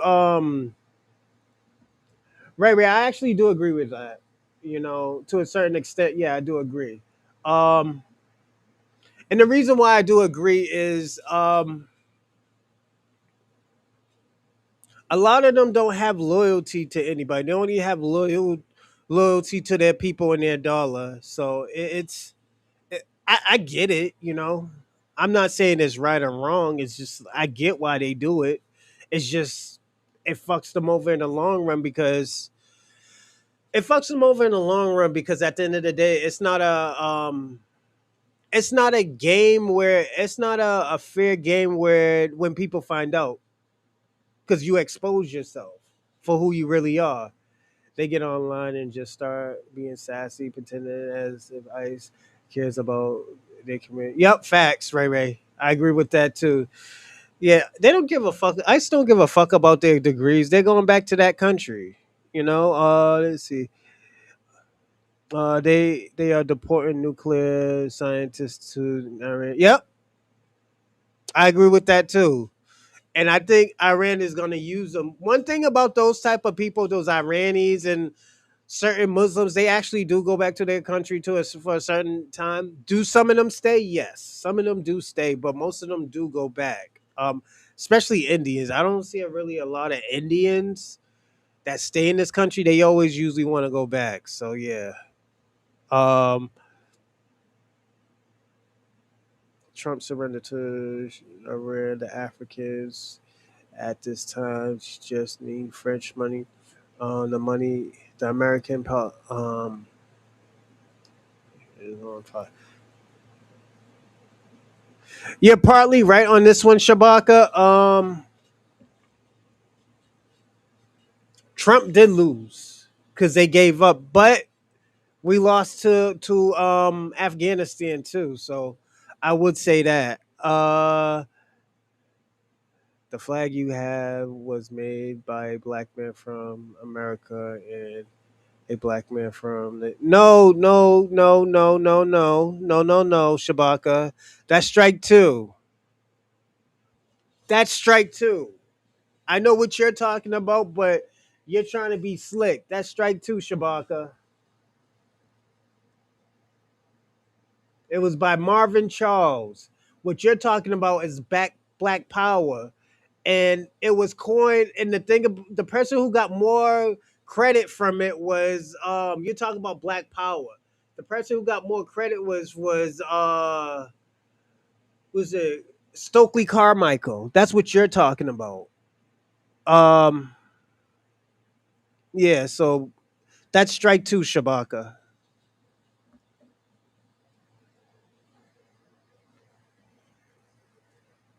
Iran just exposed the weakness of the yes and no. U.S. United States of America murderers are a dead empire. Just waiting for everyone to close the too far. Okay, we can hear now. Thanks. Fun fact, Shabaka, the name America comes from, which means land of the flying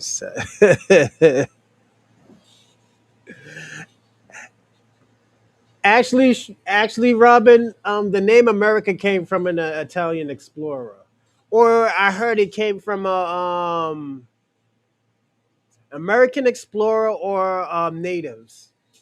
That's what I heard. That's the first time I ever heard that, though. Yeah, Asian Americans doesn't stop being an Asian descendant just because their family been in America for generations. The fuck are you talking about? European Americans doesn't stop being a European descendant. This kind being European is definitely it, be active. You're agreeing with me. You're agreeing with me.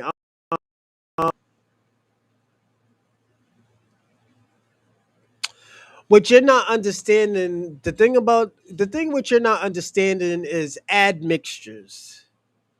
Admixtures. If Europeans started mixing with Asians and other cultures, then they wouldn't be just European. There will be a whole new admixture. So that's what it means. Be active. What you're saying, what you're trying to do, you're trying to thin the lines where you're just trying to be right. That's an issue, and that's very scary. You should not do that. So what makes the African Americans stop being African? The admixtures. They're not just only African.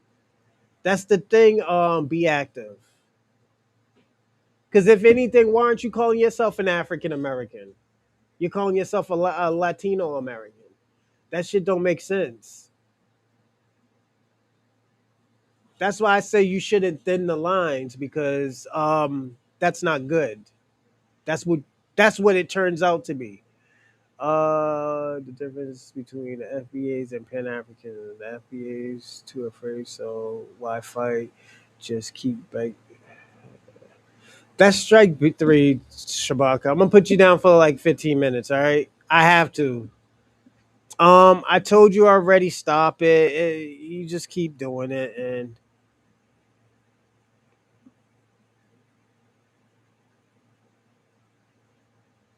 yeah, I gotta sit you down for. I'll sit you down for 30 minutes. 30 minutes will wake you up. Uh, I'm almost done, everybody. I apologize, and we could start the show. No more Lawrence read that. A child born in America becomes an American citizen. Is the law of the land. The law of the land was created by whites. UFDAs have no say on. Snow Bunny King, are you scared that you might get deported? Snow Bunny King, you might get deported, huh? You got two Jamaican parents. That's what you're worried about. Hey, you should have never had your kids. Yeah, your parents anchored you over here. That's a you problem, my nigga. Now you want to be American. Cut the shit out. You're a Caribbean American or a Caribbean American out of default. But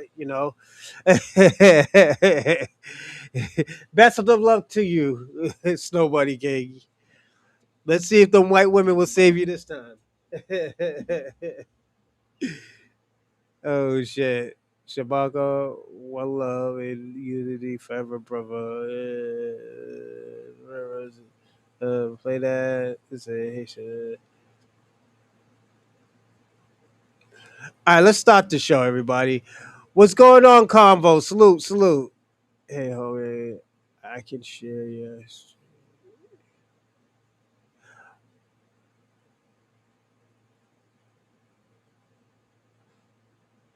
All right, everybody, don't forget to like and subscribe and comment in the live chat. Also, share to 5 platforms or 3 people and 5 or 2 platforms. Just let it be 5 people. Just definitely do that. So salute to everybody. Again, the big announcement is, and this is for people who just got on live. I will be doing a show called Foundational Black American: The Black Revolution. Um, August 5th. I'm debating on August 5th. That's a Wednesday. I will be doing that probably at 5 p.m. So definitely I will keep y'all up to date. And the thing about it, this will be a special show. This will be a show. This will be not a Bronze Reaper podcast, but this will be a Reaper Nation. So definitely prepare for that show, August 5th. And the reason why I want to do August 5th, because that's the day of the Montgomery Brawl. So yeah. Um, I did want to do like some type of presentation or whatnot, but I'll figure it out. I'll figure out what I want to do. I'm gonna talk to the team and stuff. Um, thanks, Robin. I appreciate that. So we can actually talk about the foundational Black Americans and what it means, and I might even have a few people come on the show and ask y'all how y'all got on, how y'all got hip to the foundational Black Americans. So yeah, definitely. And it's a lineage, everybody. It's a lineage. But let's get with the show. This one right here. This is how Haitians are freaking out about the court. Was it the Supreme Court ends Haitian TPS. So yes, definitely. Let's watch it and we'll break it down. And go look for which country in Africa you came from? Supreme Court will allow the Trump administration to end legal protections for migrants fleeing violence and natural disaster in Haiti and Syria. And that move now puts hundreds of thousands more people at risk for deportation. This is the time for all of us to raise our voices and to say this country is also. Yeah, and this is This is in Boston too. I'm so ashamed right now because this is in Boston. We got crazy, batshit crazy people like this in Boston. There's this guy on Twitter named Sean Nelson. He was a vet. He was in the military too.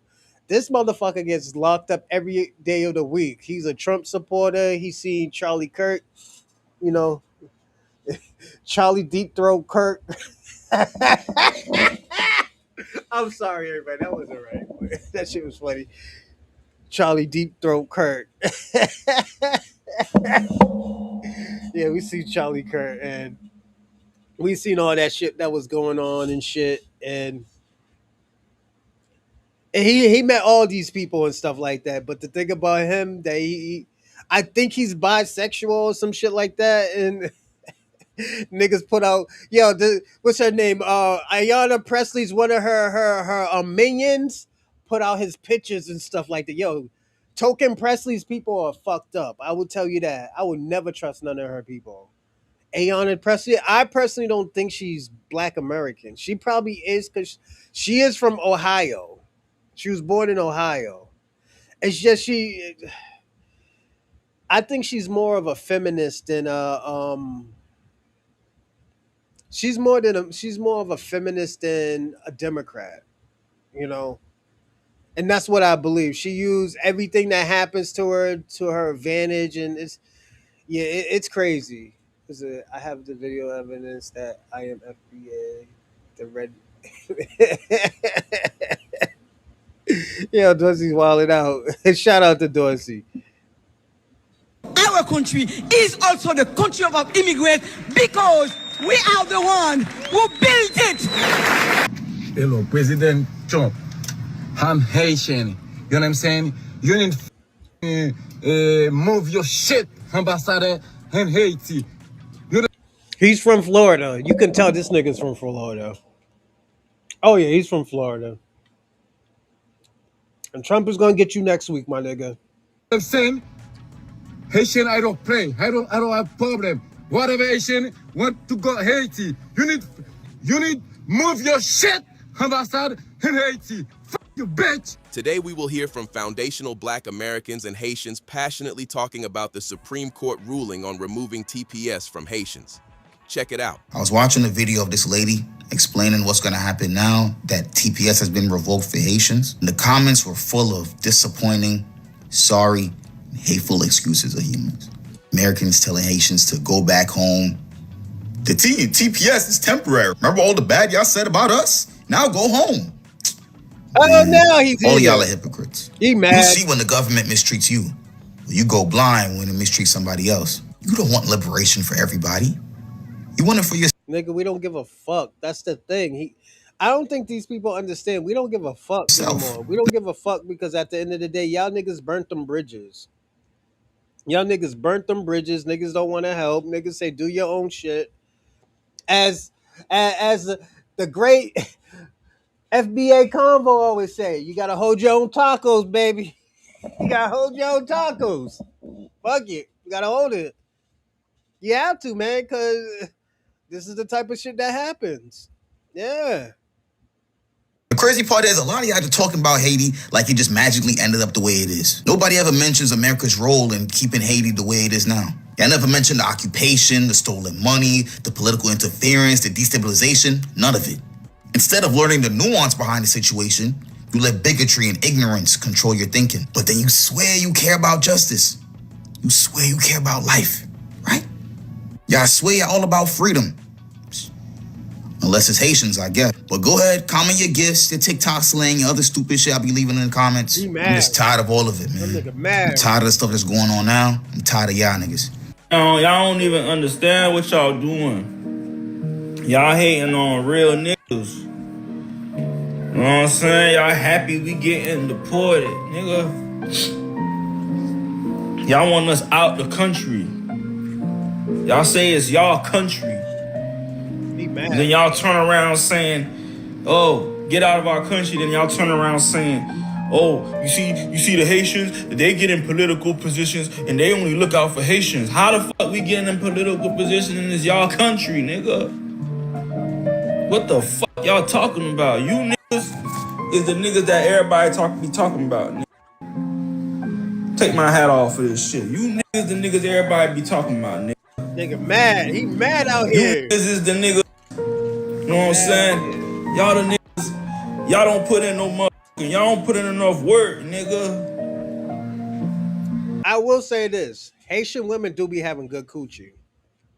Oh, yeah. Mm-hmm. Oh, yeah. I know this one Haitian girl, man, had long ass hair and stuff. Beautiful. I think she was so beautiful. I told her, I met two Haitian girls that I think was so beautiful. Oh, my God. One girl name was Farinella. Other one was Fatima. Oh, yeah. Fucking beautiful. You know? But I'll tell y'all all the time, not all Haitian girls are beautiful. I will tell you that. And don't get mad at me because I say that, because I only seen, I think I was only well, there was another girl. Her name was like, was it Will Need. That's what was her name, Will Need. She was beautiful too. She was an older chick too. Thick as a horse, man. Thick. Woo! Yeah, man. So there are some beautiful Haitian girls out here and stuff, you know. And she made me some good Haitian food. That's the only girl. Those are the only two or three girls I'll trust with Haitian food. Other times I'll be thinking these motherfuckers about to serve me some dirt cookies. You know, so that's the only thing I'll be scared of, eating a dirt cookie. Oh yeah, shout out to Wiz Mason. He out there in Randolph eating dirt cookies and shit, man. You know. Oh, so I forgot to. Give me a second. Let me 15 seconds, everybody. My man Wiz Mason out here eating dirt cookies in Randolph. That's where all the Haitians is at. Hyde Park in Haiti. And there's nothing wrong with being Haitian, but nigga ain't out here eating struggle dirt cookies, you know? I tell you that, man. I tell y'all the story about my cousin, my first cousin. I used to think he was half Haitian. My auntie told me, no, he ain't Haitian. My auntie was like, he ain't Haitian. Who made you think like his last name is Mad Long? It looked like a French name. Like, nah, his family's from North Carolina. My auntie said, yeah, I thought so too. I told his grandma. Yo, me and my auntie be bugging out. Oh, I love my auntie. Shout out to my auntie, man. Yeah, I really thought my cousin was Haitian, but he ain't Haitian. He's a Black American. Shout out to Haiti too, man. You know, I know y'all need the love, but niggas ain't humanitarians out here. I tell y'all shit. I tell y'all that shit all the time. I'm not no fucking humanitarian, so I'm not gonna save you. You know, so yeah, he had a long ass name, but he was from his family was from North Carolina. So yeah, you know, so I've been calling this nigga Haitian for like the last 30 years, and the nigga ain't even Haitian. I just found this out like probably 8 months ago. So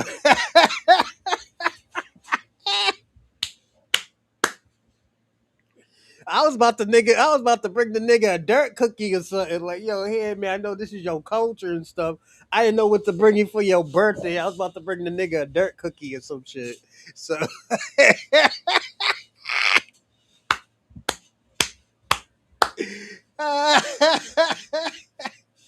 I was like, yo, I was really looking up the recipe. I was about to ship the dirt cookie, the dirt mix over here, the Haitian dirt mix to America and everything. Make that nigga a dirt cookie and everything for his birthday, you know. And I find out the nigga ain't even Haitian. The nigga just have a long ass name. That's it. Nigga was tripping. I was like, thank God I don't smoke weed no more.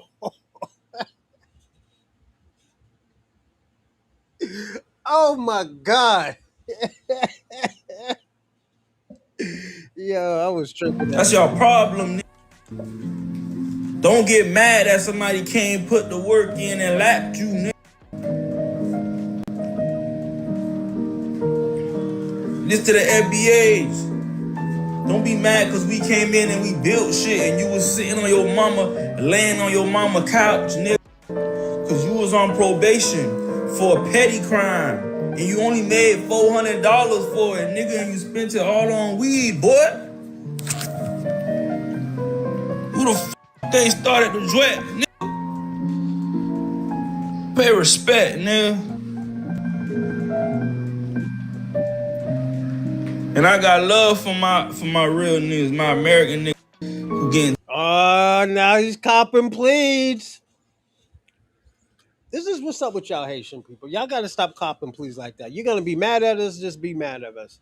If you're not gonna be mad at us and say, I understand why you feel this way, be that.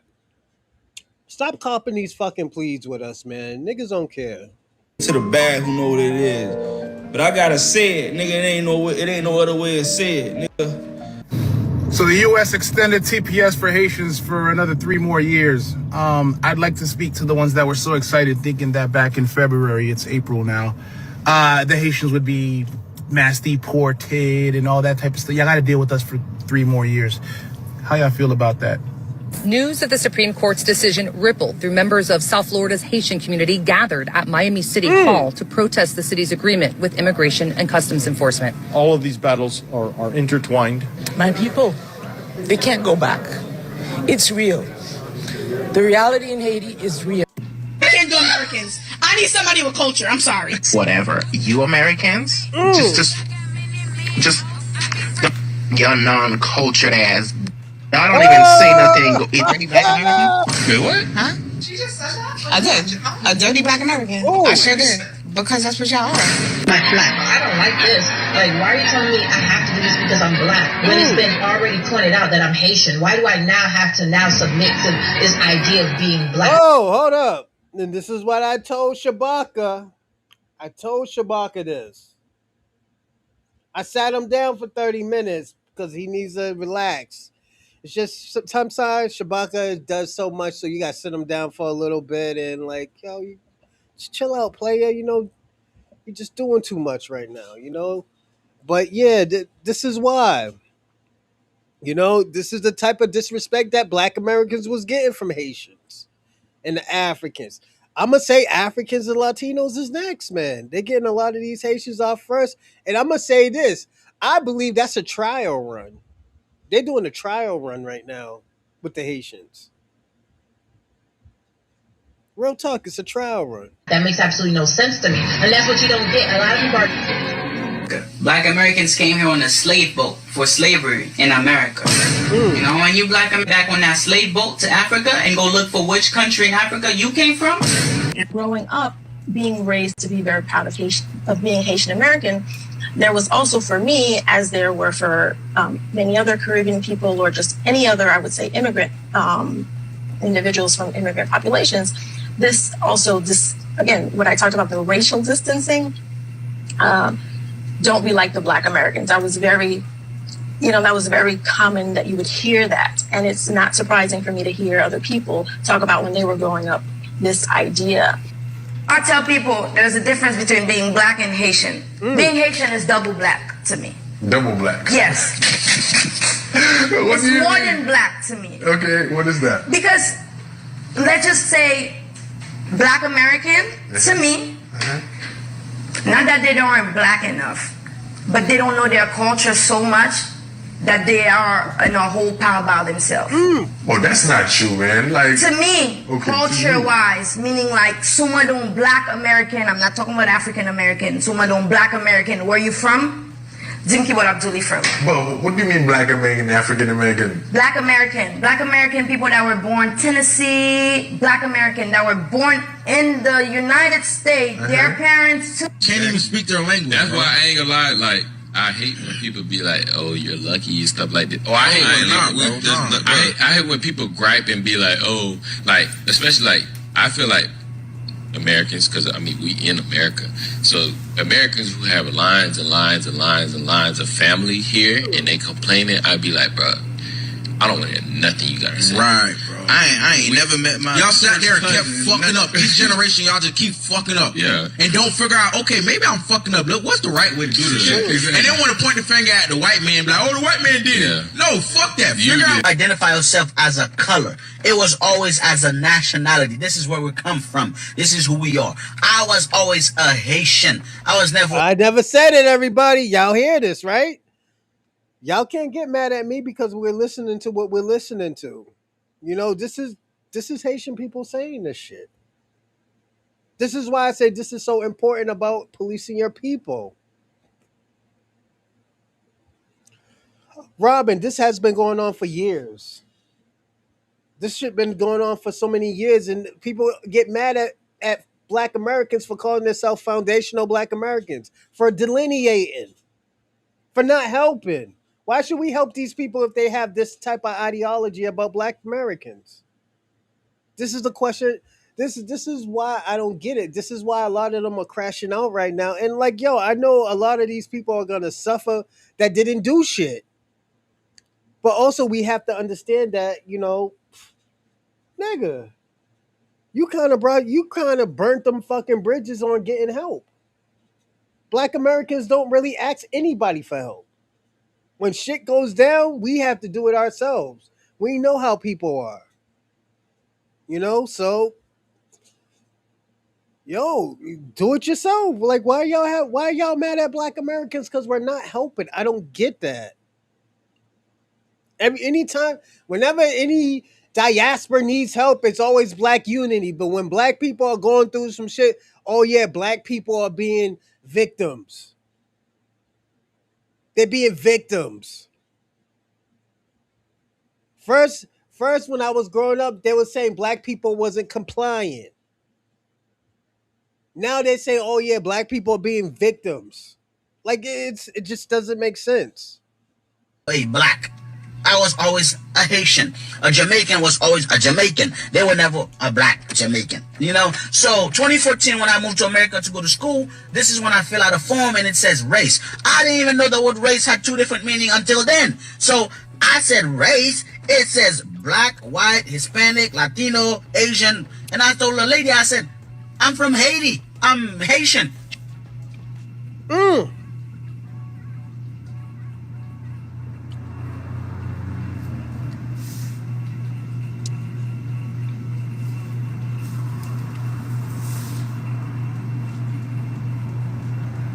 Also, too, if you know, you know.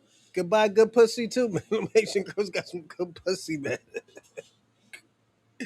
Yeah, man, that shit be wet in the motherfucker, man. Y'all don't know, man. Yeah. Well, let me tell you who be getting hooked to. Them white people. Them white people be getting hooked on that Haitian coochie. Yeah. Watch, Robin. Once you get you some Haitian coochie one day, man, you're gonna be. Think she gonna put a root on your ass. Watch.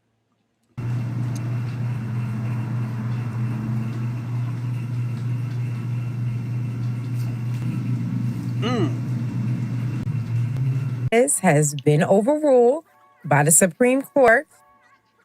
Let's take a look at what this Haitian lady had to say. So now my question to the Supreme Court, what exactly am I going to say to those 100,000 children who are born here and whose parents are on CPS and can be at any time deported? Gotta tell them goodbye. You gotta go home, baby. It's time to go home. It's time to go back to Mama Haiti. You gotta tell them what the fuck. Can't be anchoring your kids over here, man. You know. I'm just being personally honest. You can't be anchoring your kids over here. No, don't tell Robin that. Robin, not all those girls got STDs, Robin. What should be my answer? Do be careful. And my hope is that you have a child. If you don't have a child, you have a nephew, you have a cousin, and you know how deeply connected parents are to their children. First of all, this is y'all. This is what y'all don't understand. You think that white folks have hearts for what you're going through? Oh, no. They don't. You were fooled into thinking that they actually give two shits about you. You think this plea you made in front of a podium and a microphone matters a hill of beans to them? It don't. They don't care. As a matter of fact, they're eating. They got Wonder Bread and sopping up your Haitian tears and with a side of mayo. And for you to sit on this highest Supreme Court desk and make such a terrible, horrible decisions. To me, this is not acceptable. To you, it's not acceptable? Who the fuck are you? Yo, for real? Who are you? You thought that you could come to this country and have more sway with the government than we did? Than we do and we did? And we've been here how many hundreds of years? You thought you was more important. You thought you had more clout than us? And you getting your wake-up call because they looking at you and saying, who the fuck are you? And I think this is the time for all of us, this entire country, need to stand together and to say enough is enough. This is not acceptable. This is inhumane. The entire country? This is the type of bullshit that goes on in Boston. Like, I'm gonna be personally honest. I'm not surprised. You know, this goes on in Boston, and it irritates me. You know, I try not to say anything. You know, because I try to not even have a heart, but just have some type of give some people a certain face. Give them face, and when I say face, give them some type of dignity to leave and go home. But she's right. These white people don't care for you, nigga. Come on. y'all been in my live chat. All you immigrants in my live chat talking about this is a white man's country. This is a white man's country. Why the fuck you asking for black people's help? Why are you trying to guilt trip black people into helping you? You know? That's my problem. That's my issue. Baby, you know what I'm gonna do? Black Snow I'm Bunny's gonna broke. do, and look, I'm gonna be honest. I know some Haitian people that I love like family, but I'm gonna be honest with you. I got to be honest, even with the ones that I care about. I'm gonna do the very same thing you did when Assembly Member Salages didn't listen to the U.S. Freedmen Project when they told her that that bill was unconstitutional and that she was standing in the way of our birthright called reparations. I'm going to do the exact same thing that you did. Do you remember what you did? Nothing. Oh, no. Don't get mad at me. Don't call it xenophobia. Don't call it divisive because when your countrywoman stood firm and blocked our reparations, doing everything she can to block your reparations, I don't hear not one Haitian American New Yorker saying a goddamn thing about it. When that woman who was in the White House sat there and said that she don't agree with reparations, was it Jean-Pierre? When she said she don't agree with reparations, I'm going to do the exact same thing that y'all did when she sat there in a position that she would never even be able to have if it wasn't for the fight in our blood. I'm going to do the exact same thing that you did when that happened. I'm not going to say a word.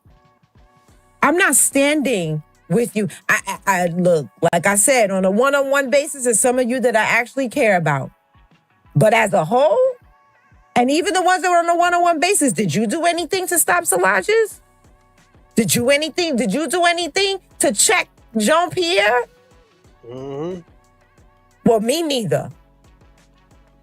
I can't do it. I don't know how to. What can I do? I'm gonna do the same. I'm gonna keep my head down and go to work. I'm gonna keep my head down and live my life normally as if what is happening is not happening. Isn't that what you did? While we were fighting for our reparations, isn't that what you did? Isn't that what you are doing? While we're sitting here, video after video after video, showing you. I sat there and showed you. I confronted Salages in her face. What did you do to stand with us? Nothing. You know, it's so funny today. I was on TikTok. I saw this black lady talking about Haitian go back home. Okay. And they were saying you didn't build nothing here. Go back and build your own country. I need her to rephrase what she said about your own country part. Yes, lady. Yeah, we have our own country. We have a country. Here we go. To go back to. Here we go. Where are you going back to? Because Trump pretend like he likes you guys. Some of white people think you pretend like they like you guys. Some. But guess what? One day the table will turn and they ask you to go back home. They're gonna ask us to go back home. They're gonna ask you to go back home one day. Okay, lady? They're gonna ask you to go back home one day. What, to Jamaica Plain, Massachusetts, nigga? What the fuck is she talking about? You're gonna ask me to go back home to Jamaica Plain, Massachusetts. Okay. This is this victimhood mindset. The table will voting to go Georgia, Virginia, South Carolina, like they want us to be immigrants so bad, and I think that's where a lot of the resentment comes into play. The resentment, the hatred, the anti-Black Americanness that a lot of immigrants have is because we are not immigrants and we can't be deported. Thanks, Robin. My man said, print out them checks, man. Robin, when I get my check, we going to Magic City, man. Get some lemon pepper chicken. Throw a few dollars, player.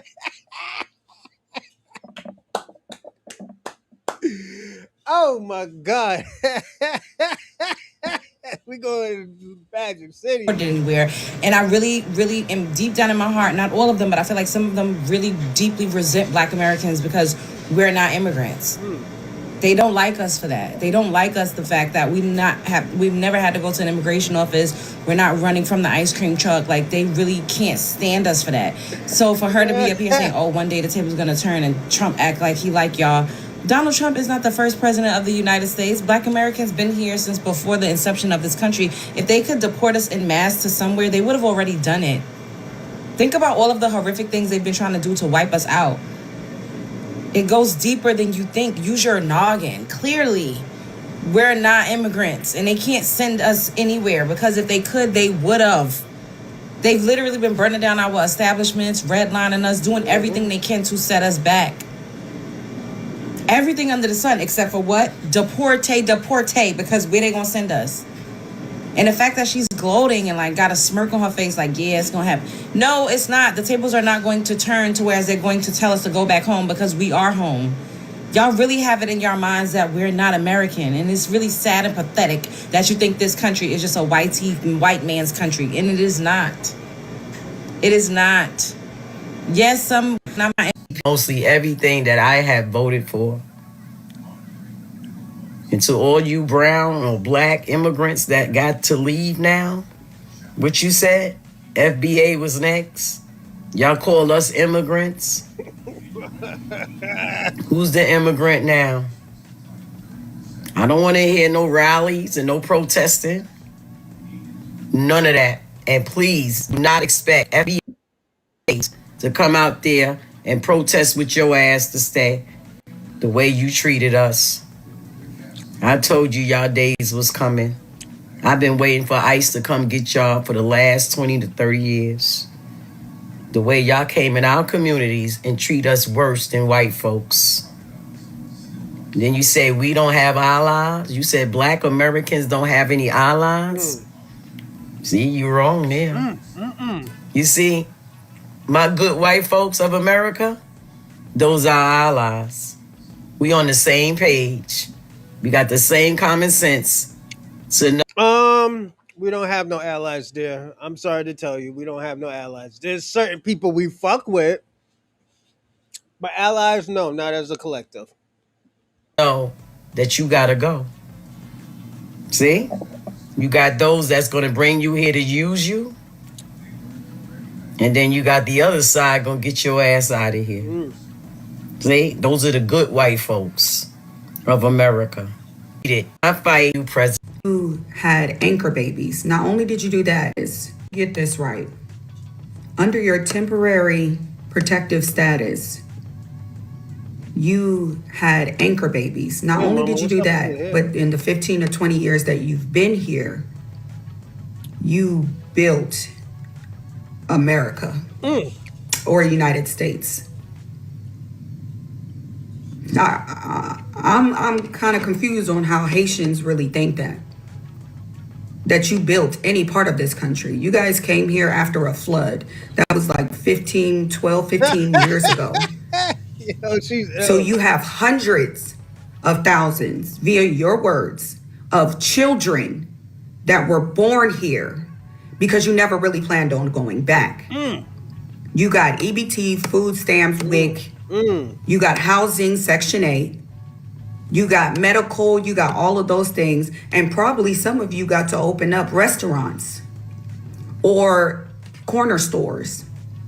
You guys were never planning on going back. And the operative word being temporary, it was for the safety, as if those current events are no longer going.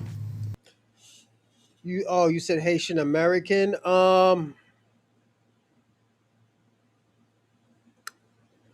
There are some Haitian American athletes, but they're not like the higher echelon. They are contributors, but not.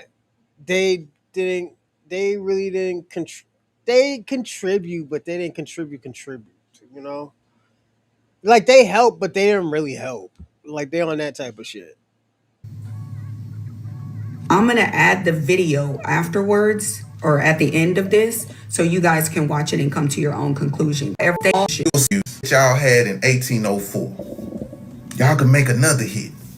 See, I used to say y'all was one-hit wonders, but I don't believe that no more. I believe a lot of you Haitians that was here in America, I think y'all picked up a lot of game.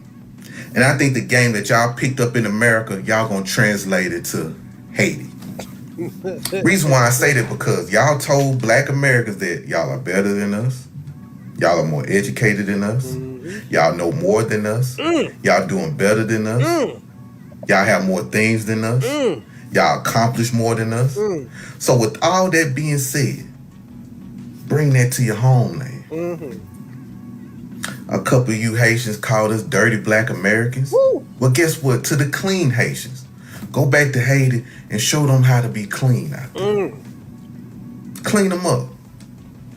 Show them how to properly bathe and wash. See if you can bring some products down. Protection status. But to say that you build the country is like, why would you build America but not build Haiti? That alone doesn't make sense. Like, why if you have your own plot of land, your own island that's for you, really it's technically like having your own private island that belongs to you and your folks. Why would you not build that and come over to somebody else's house and build that up and not build up your own house on your own private island, your beautiful island, by the way? That part does not make sense. And obviously we know who built the country. I mean, the country was built by foundationally black Americans, the freedmen, the slaves, and then, the freedmen. So when immigrants started coming over here, they were adding to a foundation that was already built and just kind of put their, they added to it. I'm not saying that they didn't help. So America's doors are closed fully to asylum seekers. We've set up agreements where if you want asylum, then we will find a country elsewhere in the world to take you. It's very simple, very elegant, a very complete solution. Problem is that when you build in somebody else's house, you kind of give them the right to say, okay, well, it's time for you to go. This is my house. Now I'm gonna need you to go back to your house. And I'm not saying none of this as a way to poke fun at anybody's misfortunes, because I just wouldn't. I actually feel bad for a lot of the people who don't know what they're gonna do next, don't have no idea how to make a life in Haiti. So I'm not making fun of it. I'm just saying that if she claims that immigrants built America, right? But why would you build America when you have a whole country that you can build exactly to the way that your people would want it to be, and just kind of make a better life for your people in your home country? They just don't make sense to me.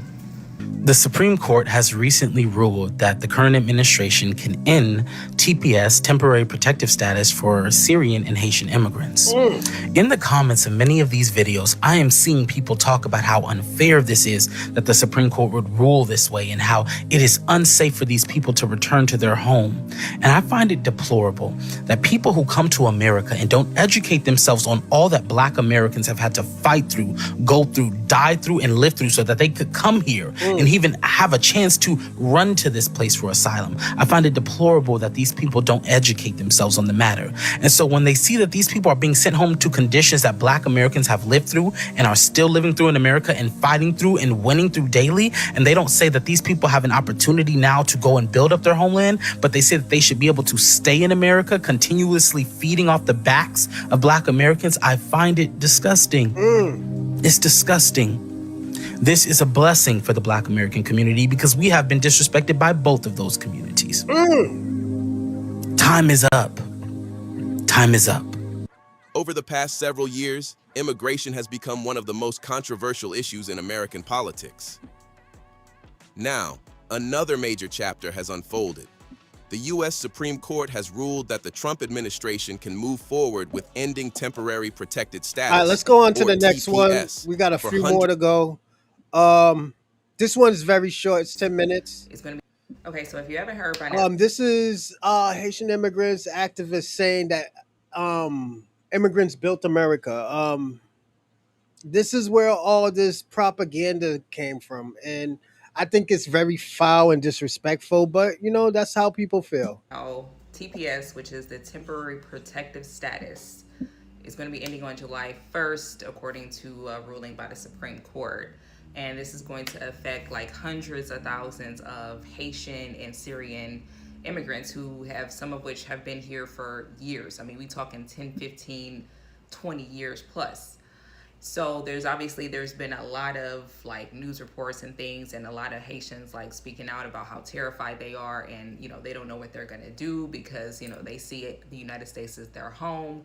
Then there's a lot of people who are saying, well, what does the T in TPS stand for? It stands for temporary, meaning this was never supposed to be your home. You weren't really supposed to actually set up shop and actually, consider this to be your home. At some point, you were supposed to either try to get some other type of Go status back home, or, baby. find your way back to your home country. Now, I'm not one to laugh at anybody's or, poke fun at anybody's misfortunes, because I know a lot of people are probably don't know what the hell they're going to do. Some of these people came here when they were like kids and babies and don't know anything about Haiti or Syria. But what I wanted to play for you guys, I wanted to play this clip of this Haitian. The clip will tell you what she is. I'm sorry, I can't think of. But she said something interesting and that I want to talk about. This is the time for all of us to raise our voices. Yeah, And to say 45,000. this country I said is 50. also our country, is also the country of our immigrants, because we are the one who built it. If you can enjoy. The cries of Dr. Gerald Gabot, the Haitian immigrant in charge of the immigrant family. She's gonna get them sent back. The clip will tell you situation than Haiti, given the rampant gangs. I mean, I think Barbecue, which is their gang leader, is still kind of running shit down there. They don't really have a working government or a parliament. I don't even think they have a president at this point. So they don't really have any leadership. It's overrun by gangs. So I get it. Like, you want to say whatever you got to say, do whatever you got to do to try to stay here in the United States. But what I find obnoxious is this constant push of this idea, this rhetoric that immigrants built this country. Immigrants did not build this country. I mean, this lady is speaking with an extremely heavy accent, like she's only maybe been here for 5 years.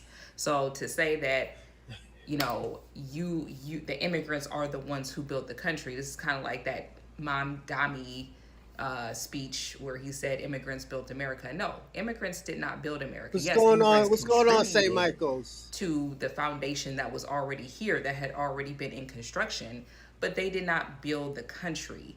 So, but they're trying to make it seem like they were this integral, like absolute, like necessity to what America has become, when really in reality, they just added to what was already done and built by the slaves, which is our.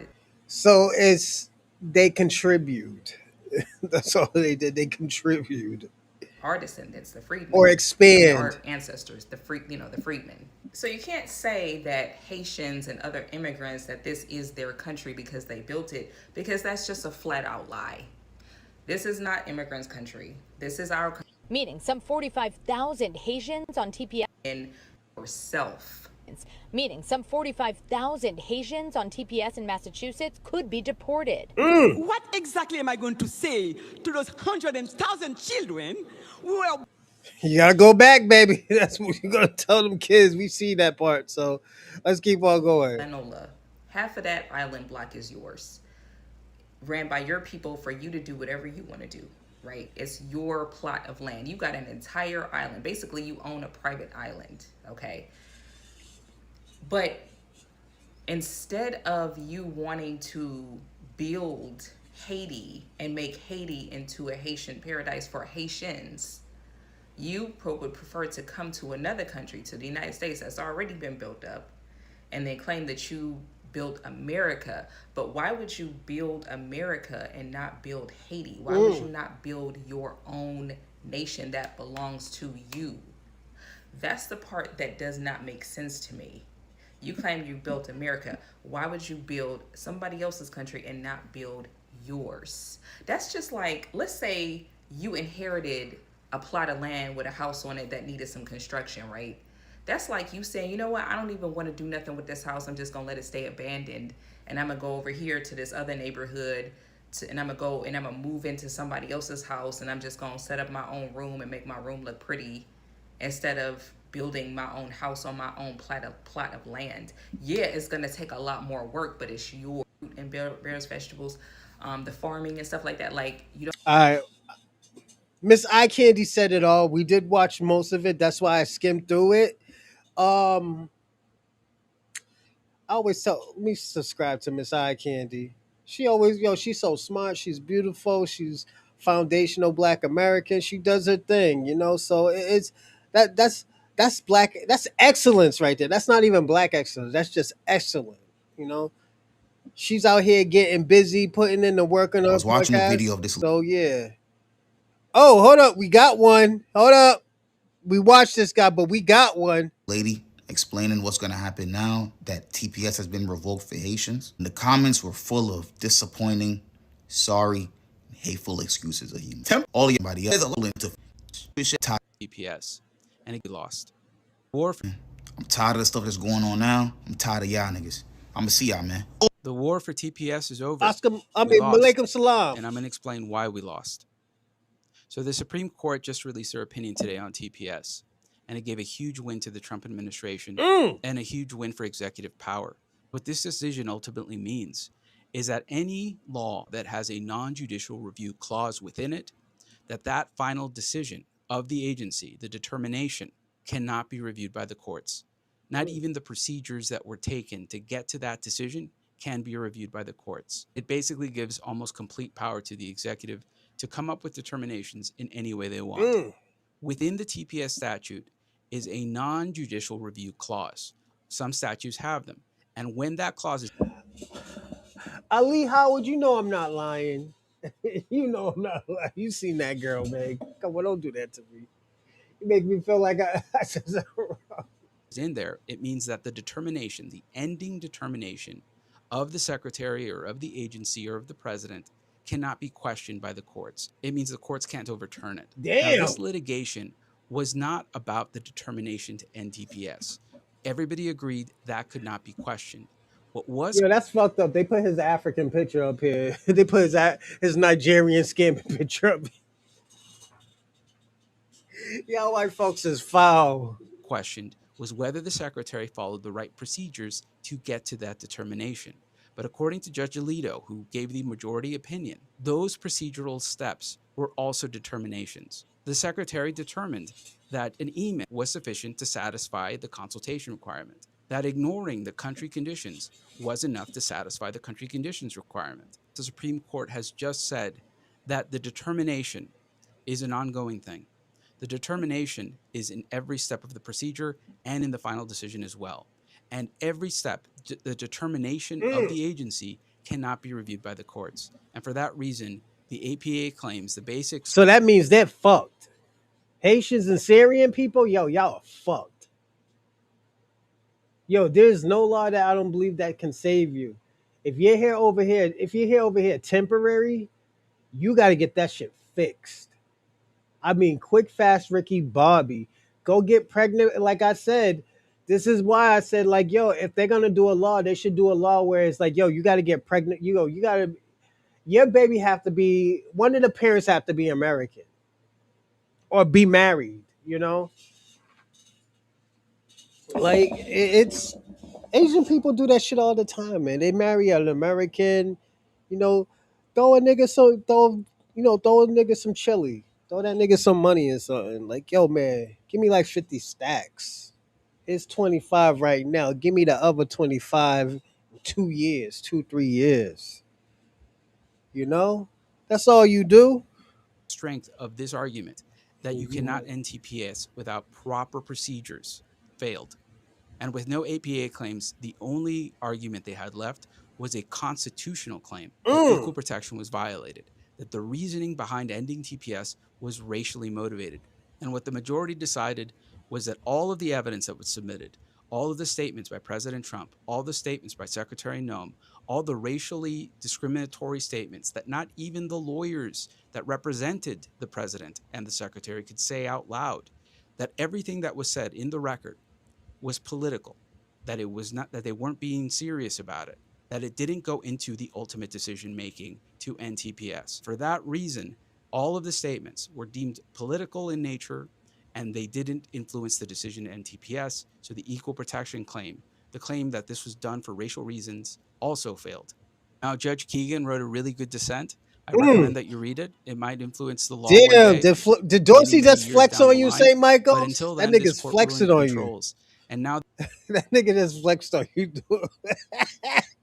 Told you stop fucking around with people. Nigga just flexed on you. All right, let's end that one. That one was quick. So we're gonna get into a Tariq Nasheed. We're gonna skim through it. We're gonna listen to the perfect parts because this is a 44-minute video.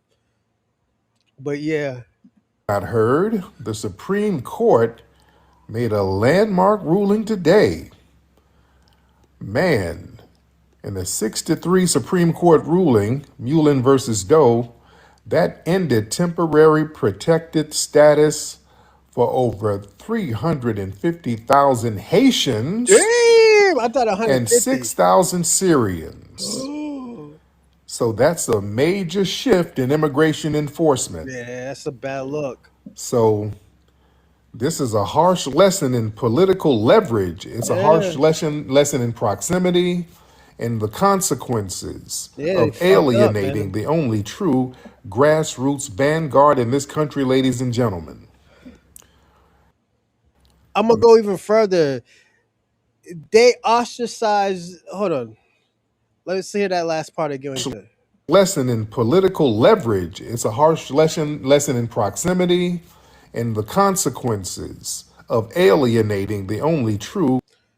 And I'm gonna say this: he is right. They did alienate the real, true, damn near American, but they alienated the only people that were defending them.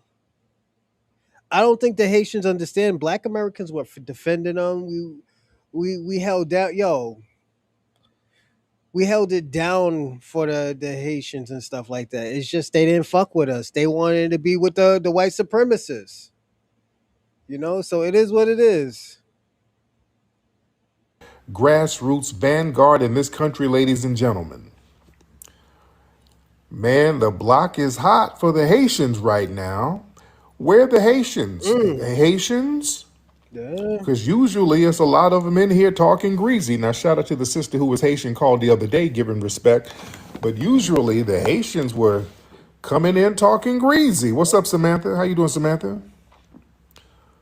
Man, boy, the block is real hot. Facts. That's now you see why people were mad at us for delineating. You see the consequences of how things work. You see the effects of delineation. All right? Do you see the effects of it? Yeah, that shit's crazy. The legal reality is that, listen, the Supreme Court ruled that the federal courts, they cannot second guess the Department of Homeland Security's decision to terminate a country's TPS designation. Ray, dirt cookies.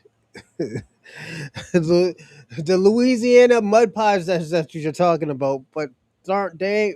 I don't think they're mud pies. You know, I don't even think anybody eats a Louisiana mud pie. So This immediately strips work authorizations and protections and removals from hundreds of thousands of people. See, now that model immigrant delusion, no. Not no more. See, a lot of these immigrants, they come to the U.S. under a flawed playbook. They think if you assimilate and basically try to throw us under the bus and distance yourself from us and criticize us, you're going to get some kind of permanent systemic protection. See, you bought into the illusion if you come over here and just throw foundational black Americans under the bus or undermine foundational black Americans and adopt the talking points of the dominant society, you're going to be safe. Boy, the Supreme Court shattered that illusion, didn't they? Man. Boy, things went left. See, a lot of these people, oh, they were crying. Oh, yeah, the crying is real. Oh, yeah, they were crying in the whole shebang. Oh, yeah, I'm this sorry hit to them laugh, hard. everybody. I'm sorry to laugh. See, there was a grave miscalculation of proximity to whiteness. I love TikTok Shop, by the way. See, a lot of y'all wanted to cozy up to the dominant society. See, you assume that if you get some proximity to whiteness, and you help the dominant society push anti-FBA narratives, that was going to be some kind of permanent shield against deportation. That was a fatal strategic error. Facts.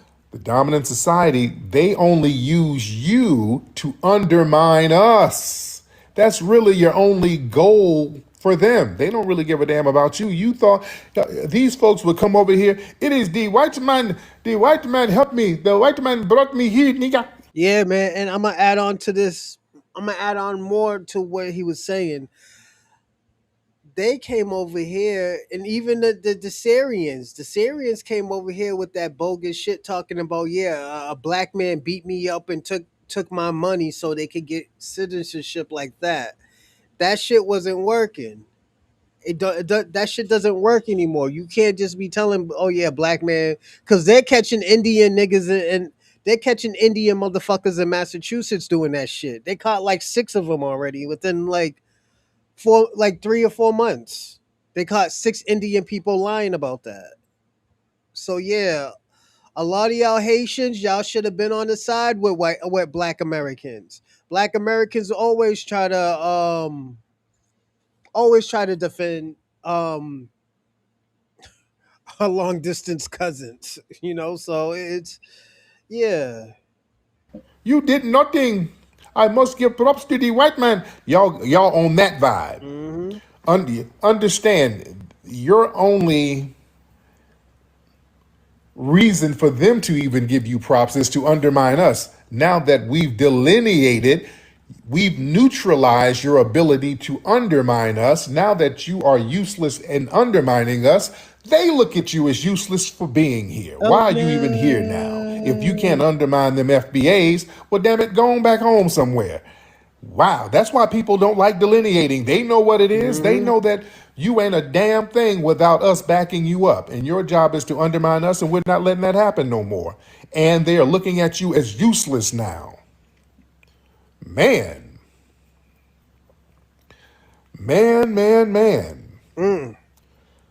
See, yeah, they'll use you to undermine us, but when the political winds shift, that proximity, that gives you no protection.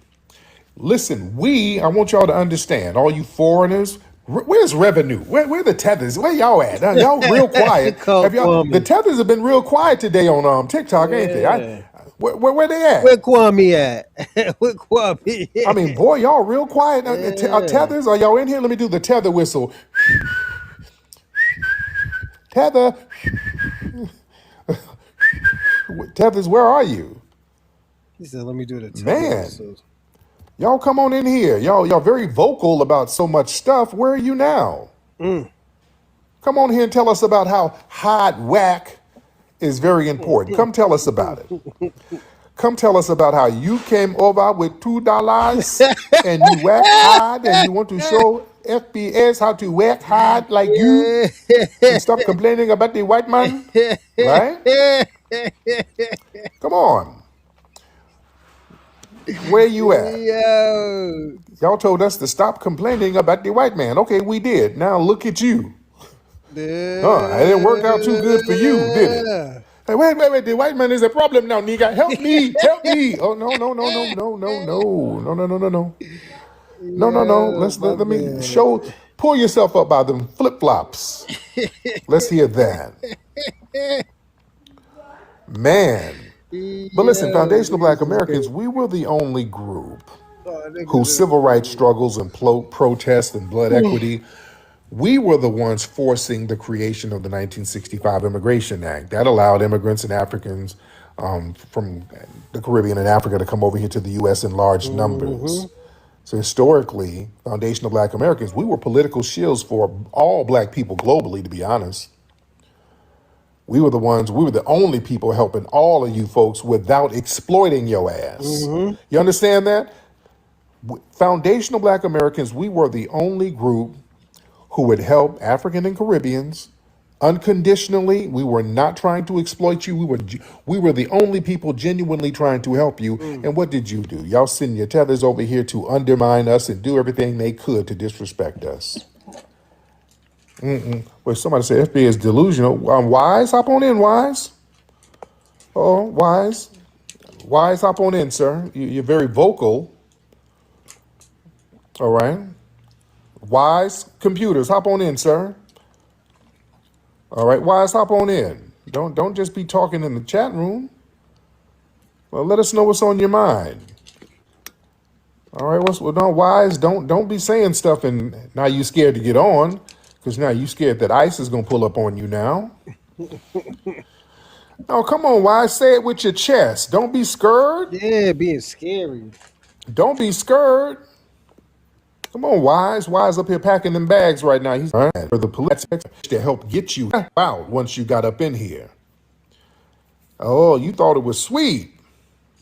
It ain't. It wasn't as sweet as you thought it was, huh? You see? See, for decades, foundational Black Americans, we marched, protested, we gave a lot of our political capital fighting for the global diaspora issues without demanding anything in return. And that era is over right now. It's over. We've shifted to strictly transactional political frameworks right now. So if anybody comes to the U.S. and you disrespect the foundation, you offer no mutual respect and no tangible deliverables, we ain't rocking with you. You just fight your own battle. Real player, you got it. Fight your own battle. And family, this goes to show, we've been telling you, there's going to be an immediate collapse without the foundational Black American vanguard. See how things go bad quickly when we ain't stomping for you? The moment foundational Black What's going on, Americans Breeze decide Omega? not to stand on the front lines and organize grassroots resistance. Yo, hold on one second. You gotta talk to your boy Dorsey. He was out here caping for Kim Kardashian.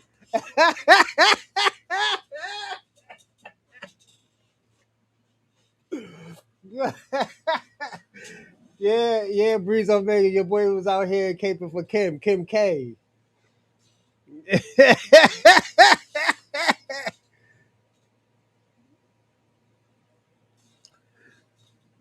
Yo, St. Michael's the meth head lives out of a meth lab. That's where he lives at. He's a meth head. Don't listen to that nigga. He ain't smart.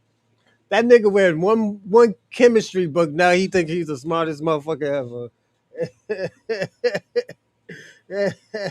Resistance and act as a buffer against the system. Boy, these people got stripped of everything with minimal political friction at all. See, now these immigrants, you're realizing what it means to face the full weight of the dominant society's legal apparatus by your damn self without FBAs absorbing the blow for you. It don't feel too good, huh? Yeah, Dorsey got a new name too. Dorsey the Superman lover. That's what they call him now.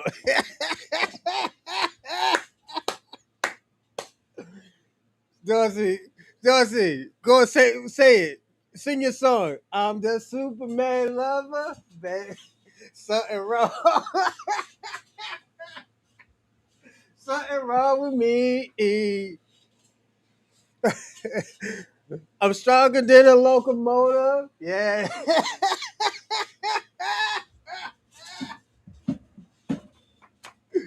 Yo, my man Dorsey. Dorsey was out here wilding out. Wait, nigga. Wait. Racism is real, nigga. It is real. I understand. No. No. Don't wait till the ice truck is pulled up for you to understand. No. Yeah, Dorsey said that Dorsey No, on no, the no. road. Man. See, a lot of these non-FBAs, they fell into the trap of trying to appease the dominant society, trying to compare yourself favorable against us. You see, you get around these white supremacists, cacan and kikiing, and they pump your head up, trying to get you to undermine us. Hey, Mduga, you work so hard, man. I really love your work ethic. I thank you so much, Brad. I'm not like these FBA niggas. I am not lazy. I'm not a lazy bum. I don't sit around with just one job. I have 4 jobs. I work hard. You sure do. You never ask for a raise or anything. That is right. Because racism don't exist. Those FBA niggas are always complaining about racism. I love you, white people. I love you too, Mdugu. Now go fetch me some water over there, buddy. Yes, sir. Oh, you thought your hard-working narrative was going to get you some clout with the dominant society. Man, the Supreme Court and this current administration, they don't care how hard-working you claim to be because you got a gazillion jobs and all that. No, no, no. Your appeasement failed miserably. And this situation really exposes the one-sided nature about how global solidarity is often weaponized. See, the concept of Pan-Africanism, that's frequently used to guilt foundational Black Americans for fighting for immigrant rights. That's what that is. I want y'all to understand. There's no Pan-African solidarity. Pan-African means basically FBAs come fight our battles for us. That's what that means. Because they can't fight them. They ain't going to fight them. You ain't got the numbers, the political clout, or the spirit to do that. And plus, you're a guest here. We're not. You see? So the thing is, you're so used to trying to guilt us for fighting for immigrant rights, but that solidarity evaporates when we demand support for domestic lineage-based issues. You see?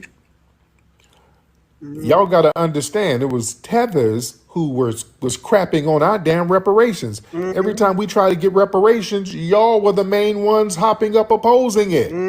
Every time we turn around, y'all sit up here talking about what we shouldn't get. Y'all went out of your way to sit up here and undermine our reparations, and now the block is hot for you. And we're sitting over here like, oh, damn. Oh, let me finish my crab legs. I'm eating some good, delicious crab legs with corn on the cob. It's so good. Y'all be safe. By being compliant. It's maintained sort of. You see? When the political base demands deportations, the legal protections get be good. They didn't think the Supreme Court was going to take it all the way. Oh, they thought they were good money. We don't need you, FPS. We are going to be good. Where you at now? Come talk to me. Yeah, you don't make enemies with us. The only people who help you, you don't make enemies with us. You don't have power. Oh, yes, we do. Man, all we have to do is sit it out, and that's powerful enough. That's why these people are kicking and screaming. Family, y'all know the power we have. All we have to do is let you fight your own damn battles, which you're not equipped to do. And look how that turns out. All we have to do is just chill sometimes. That's power. Man, all we have to do is just sit back and do nothing, and then things crumble. You understand? See, y'all got that. It's an illusion. Let me tell you foreigners something. People who are not from here. Let me let y'all understand something, because they love to spew this narrative. It is the white man's country. America is great because of the white man. I want y'all to understand, and this TPS thing is a lesson here. The dominant white tea society, they have never been the secret sauce. We have been the secret sauce of this country. Do y'all understand? Let's give a lesson here. We're going to do some tough love. I want y'all to understand something. The white tea supremacists, they have never been the secret sauce here. If it were up to them, this country would have been destroyed a long damn time ago. Do y'all understand that? Listen to me, foreigners. If it were up to just the dominant white tea society, this country would have crumbled a long time ago. I say that shit all the time. Like, yo, these niggas would be eating each other if it wasn't for Black Americans. You know, for the Black indigenous. It is what it is. I want y'all to soak that in. These folks don't believe in democracy or nothing. All of that is us, ladies and gentlemen. Foundational Black Americans, we are the civil rights movement. Who you think got civil rights in this country?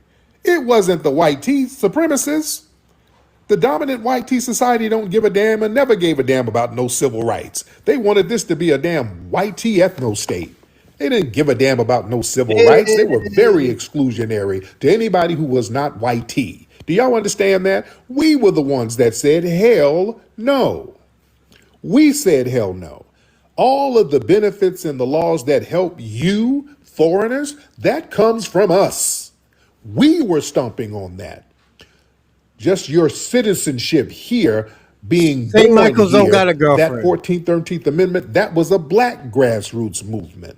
William Nesbitt and people like that out of Philadelphia. We've always been the secret sauce, ladies and gentlemen. I want y'all to get that through your heads. Foundational black Americans, we prevented the white tea supremacist ethno-state.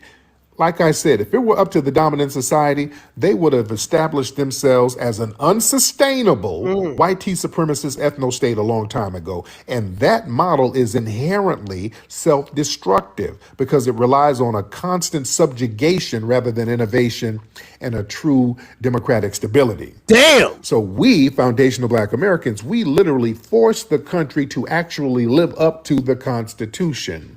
We single-handedly built the civil rights infrastructure that made America a functioning modern democracy where equal treatment under the law is the standard. That is us who did that. Foundational black Americans.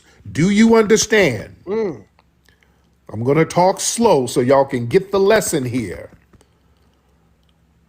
Throughout American history, foundational black Americans, we've never formed a confederacy to overthrow the government. We've never organized spy rings and sold nuclear codes to the Soviets. We don't funnel state secrets to hostile foreign adversaries. The white tea supremacists do that all the time. The white people don't give a shit about this country. Do y'all understand that? This is where y'all foreigners get it twisted. Y'all think the white tea supremacists care about this country. They only care about white tea supremacists. They'll burn this country down if they could. The most damaging traitors to this country have been the white tea supremacists, from Benedict Arnold to Aldrich Ames to Robert Hansen, all of these people, man. General These people will flip on this country so damn fast. You understand? We've been the most loyal about maintaining the integrity of this country. We saw what J6, them January 6th white tea supremacists ran up in the Capitol. These people are turned on this country. And remember, when they ran up in the Capitol, who was the person who stopped it? A black the man. brother, Michael Byrd. And they're mad at Michael Byrd to this day. It was a foundational black. That nigga Michael Byrd sent Ashley Babbitt to her ancestors, nigga. Oh my God. Yo, he sent her to her ancestors, bro. Yeah. St. Michael's don't got no money, Dorsey. Don't argue with a meth head, man. He does meth, man. So don't argue with him. Yeah, but yeah, it's Michael Byrd. Shout out to Michael Byrd, a freedom fighter. Black American officer who had to shut down them the mayonnaise militia. Come on. Remember, the first person to take a bullet for this country was Crispus Attucks, foundational black American man. His mother was indigenous, by the way. Did y'all know that? Did you know Crispus Attucks' mother was a foundational, was indigenous? She was an indigenous woman. I forgot what Native American tribe she was from, but she was indigenous. But listen, there's an unbroken line of foundational black American military defense, man. We fought in every single conflict to protect the United States. We fought in the American Revolution, helped win that. Fought in the Civil War to save the Union. We helped win that.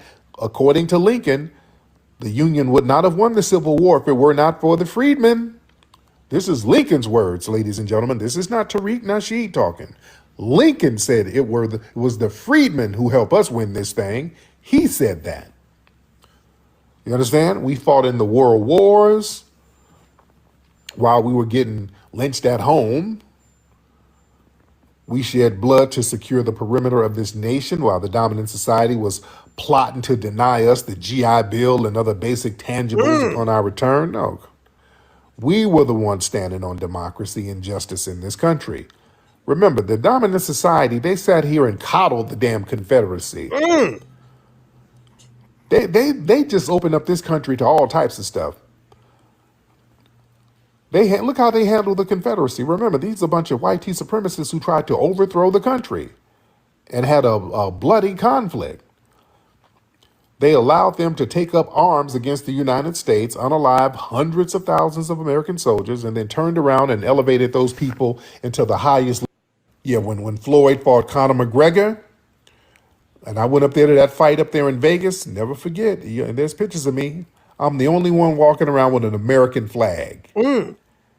All those white tea people running around Vegas with Irish flags.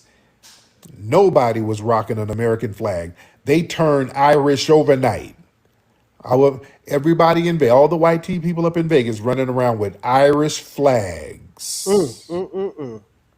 And I proudly had my Black American, well, the American flag, which is still us, because that was Grace Wisher who helped sew it. You understand? So they're loyal to white tea supremacy. Okay? Do not get it twisted. Let me see. I'll speak for the 3%. Just vibing? What are you saying, just vibing? Just vibing. I don't know what you're talking about. You trying to cope. You just saying stuff to make yourself feel better. Let me see. Just like when Ghana tried to pull that move, when they went to the UN trying to finesse, and they went back to Ghana, and there was some flooding going on over there. Some massive flooding over there, majorly. Yeah? Come on, TC. What's up, TC? Let's get some folks in here.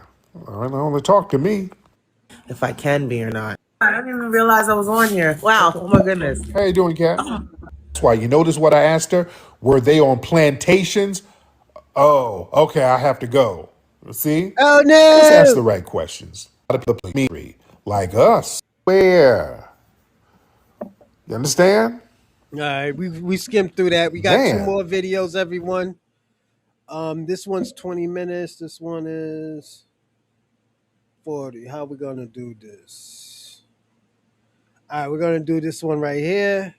And looked at the video where the young lady said what she said, and I literally was like, as a Haitian American, she was dead ass wrong.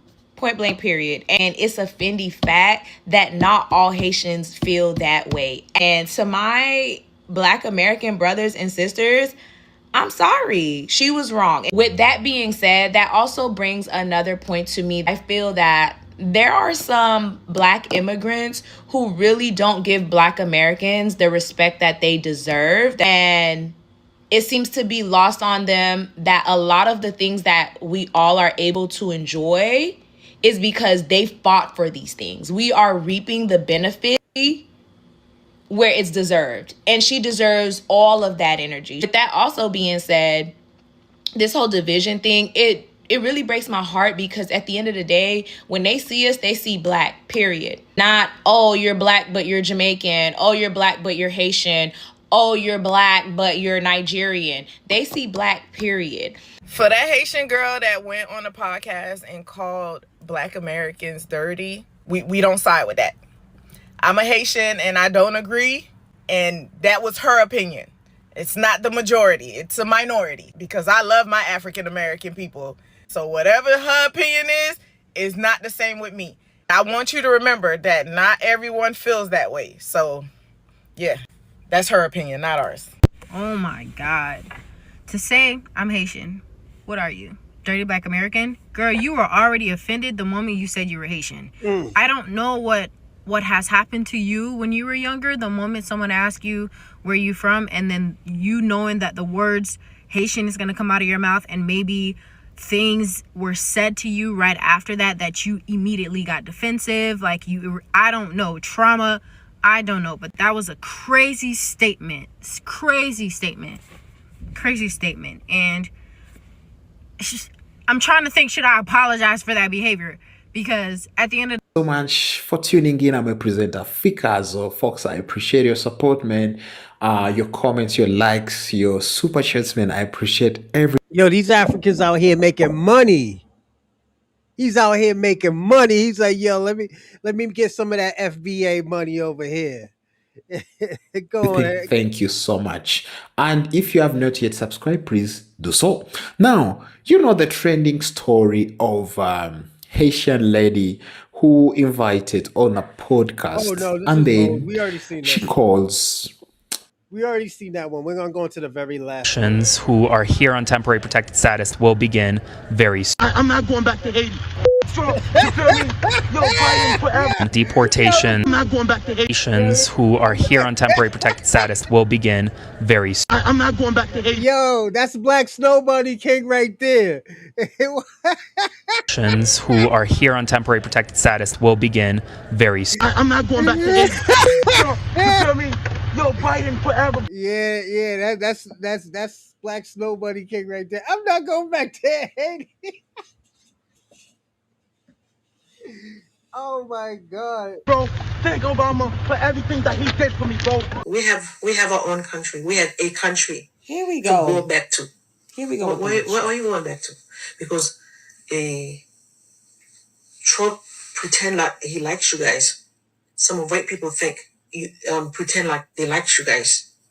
Some, but guess what? One day the table will turn and they ask you to go back home. They're gonna ask us to go back They're home. gonna ask you to go back home one day.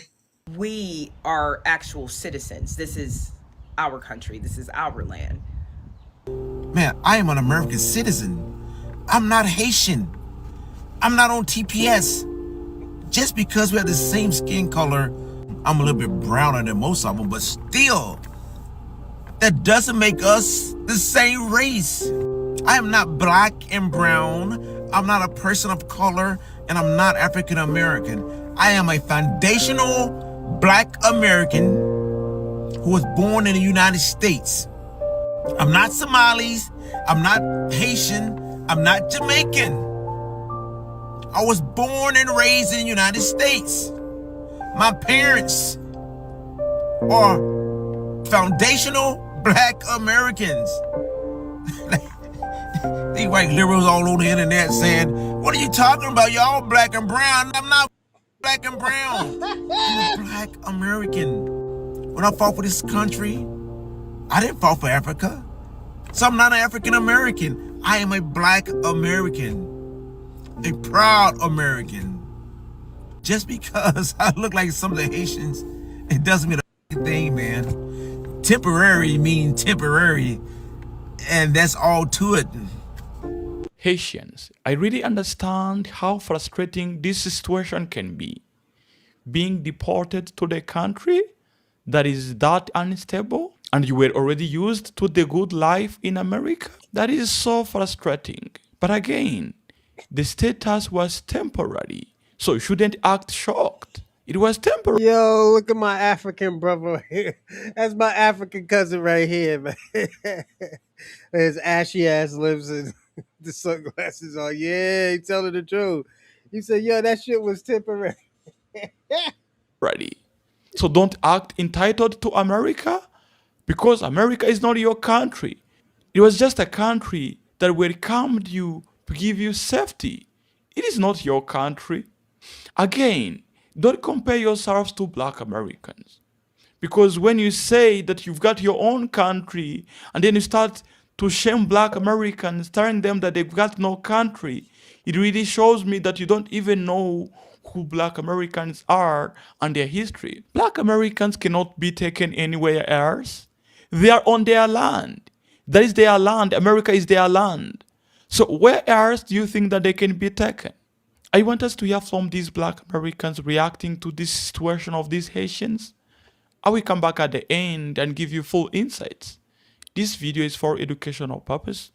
If you find it interesting, just support me by clicking on that like button. Let's get into it.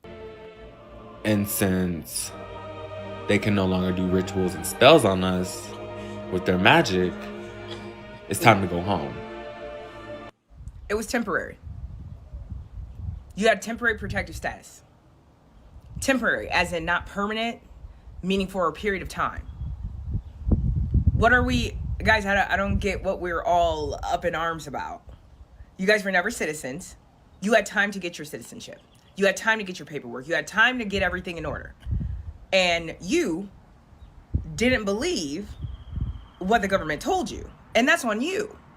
See, you thought that there was going to be some other law, something else that was passed to help you stay Damn, here, Hillary continue to benefit Hillary off our Parks, system. check you out. No, this administration stands on business.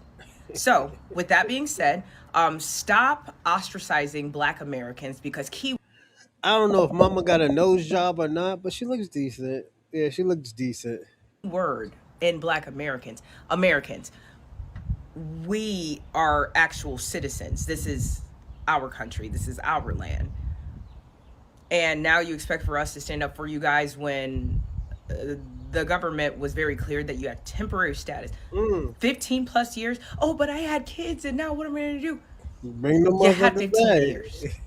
Bring the motherfuckers back to America. And in that time, you can't tell me that your life is not better than it was?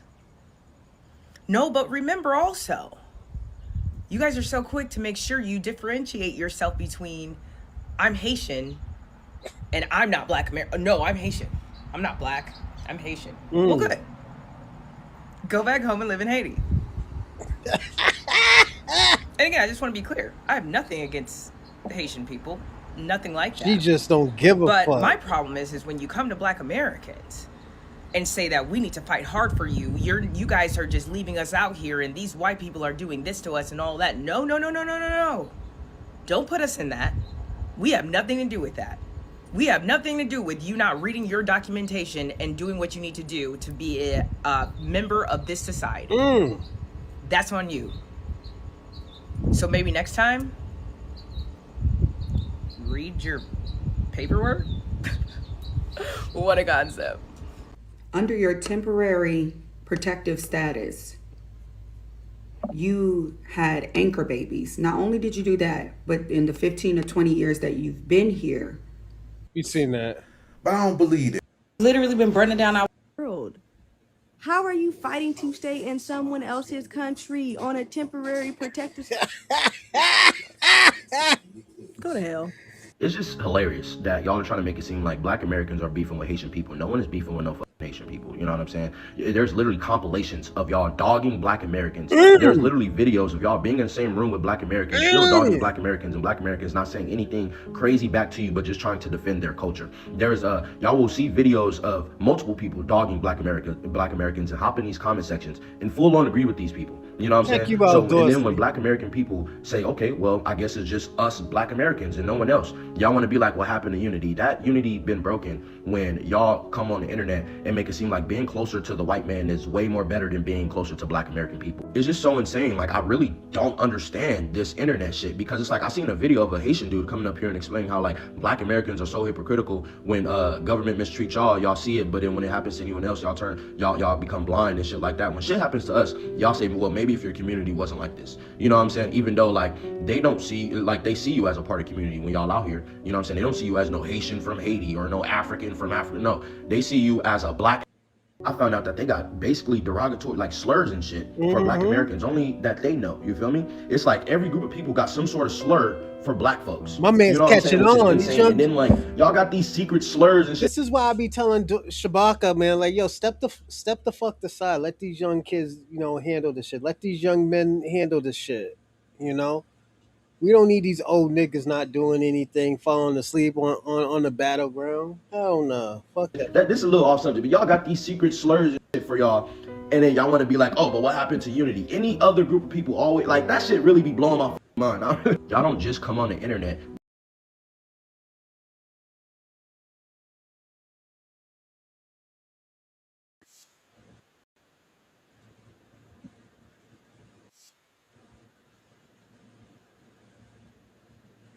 Give me a second, everybody.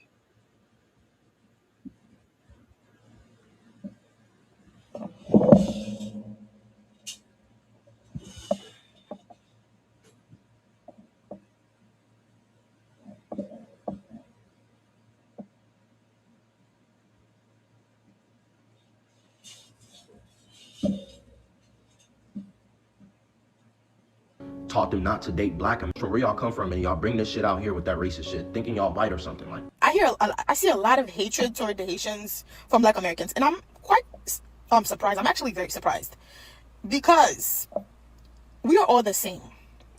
We're all in the same boat. The right supremacy, the people that are in powers, the elites, they don't love you guys neither. Just like they treat Haitians bad, they treat Black Americans bad too. And we're all brothers and sisters, whether it be Haitians, Jamaicans, Puerto Ricans, Dominicans, we're all brothers and sisters. We was all in slavery. The white men treat us all bad. When your country We woman seen that. throwing up and actually the very first clear memory I have was being on a plane to America and talking to my sister and us talking about what it meant for us to be going to America. We had different things that we debated. What would life be like? And I also remember throwing up in either the taxi ride or on the airplane. That was my very first memory. I don't remember life in Haiti because I was a baby. I was a toddler, so I don't remember. I started kindergarten here in the States. I did all my grade levels here. I said the Pledge of Allegiance, learned how to speak English. I learned United States history like it was my history. Although I kept a very strong hold to my Haitian roots, I became American without even realizing it. Unfortunately, there was always something that separated me and everyone else around me. Me and all the other kids. There was something that I had to be worried about that they didn't have to. My family got TPS when it first came out. It was something that I was very conscious of, especially when I was in the 8th grade and Donald Trump first ran for presidency. And to my utter shock, he was elected. And then he threatened my status back then. We have a president Why don't you just become a citizen? You already got all the information. Like, fuck it. that hates immigrants. I'm just on TPS. I'm allowed to be here, but not for long. Oh no! July, our temporary protected status ends.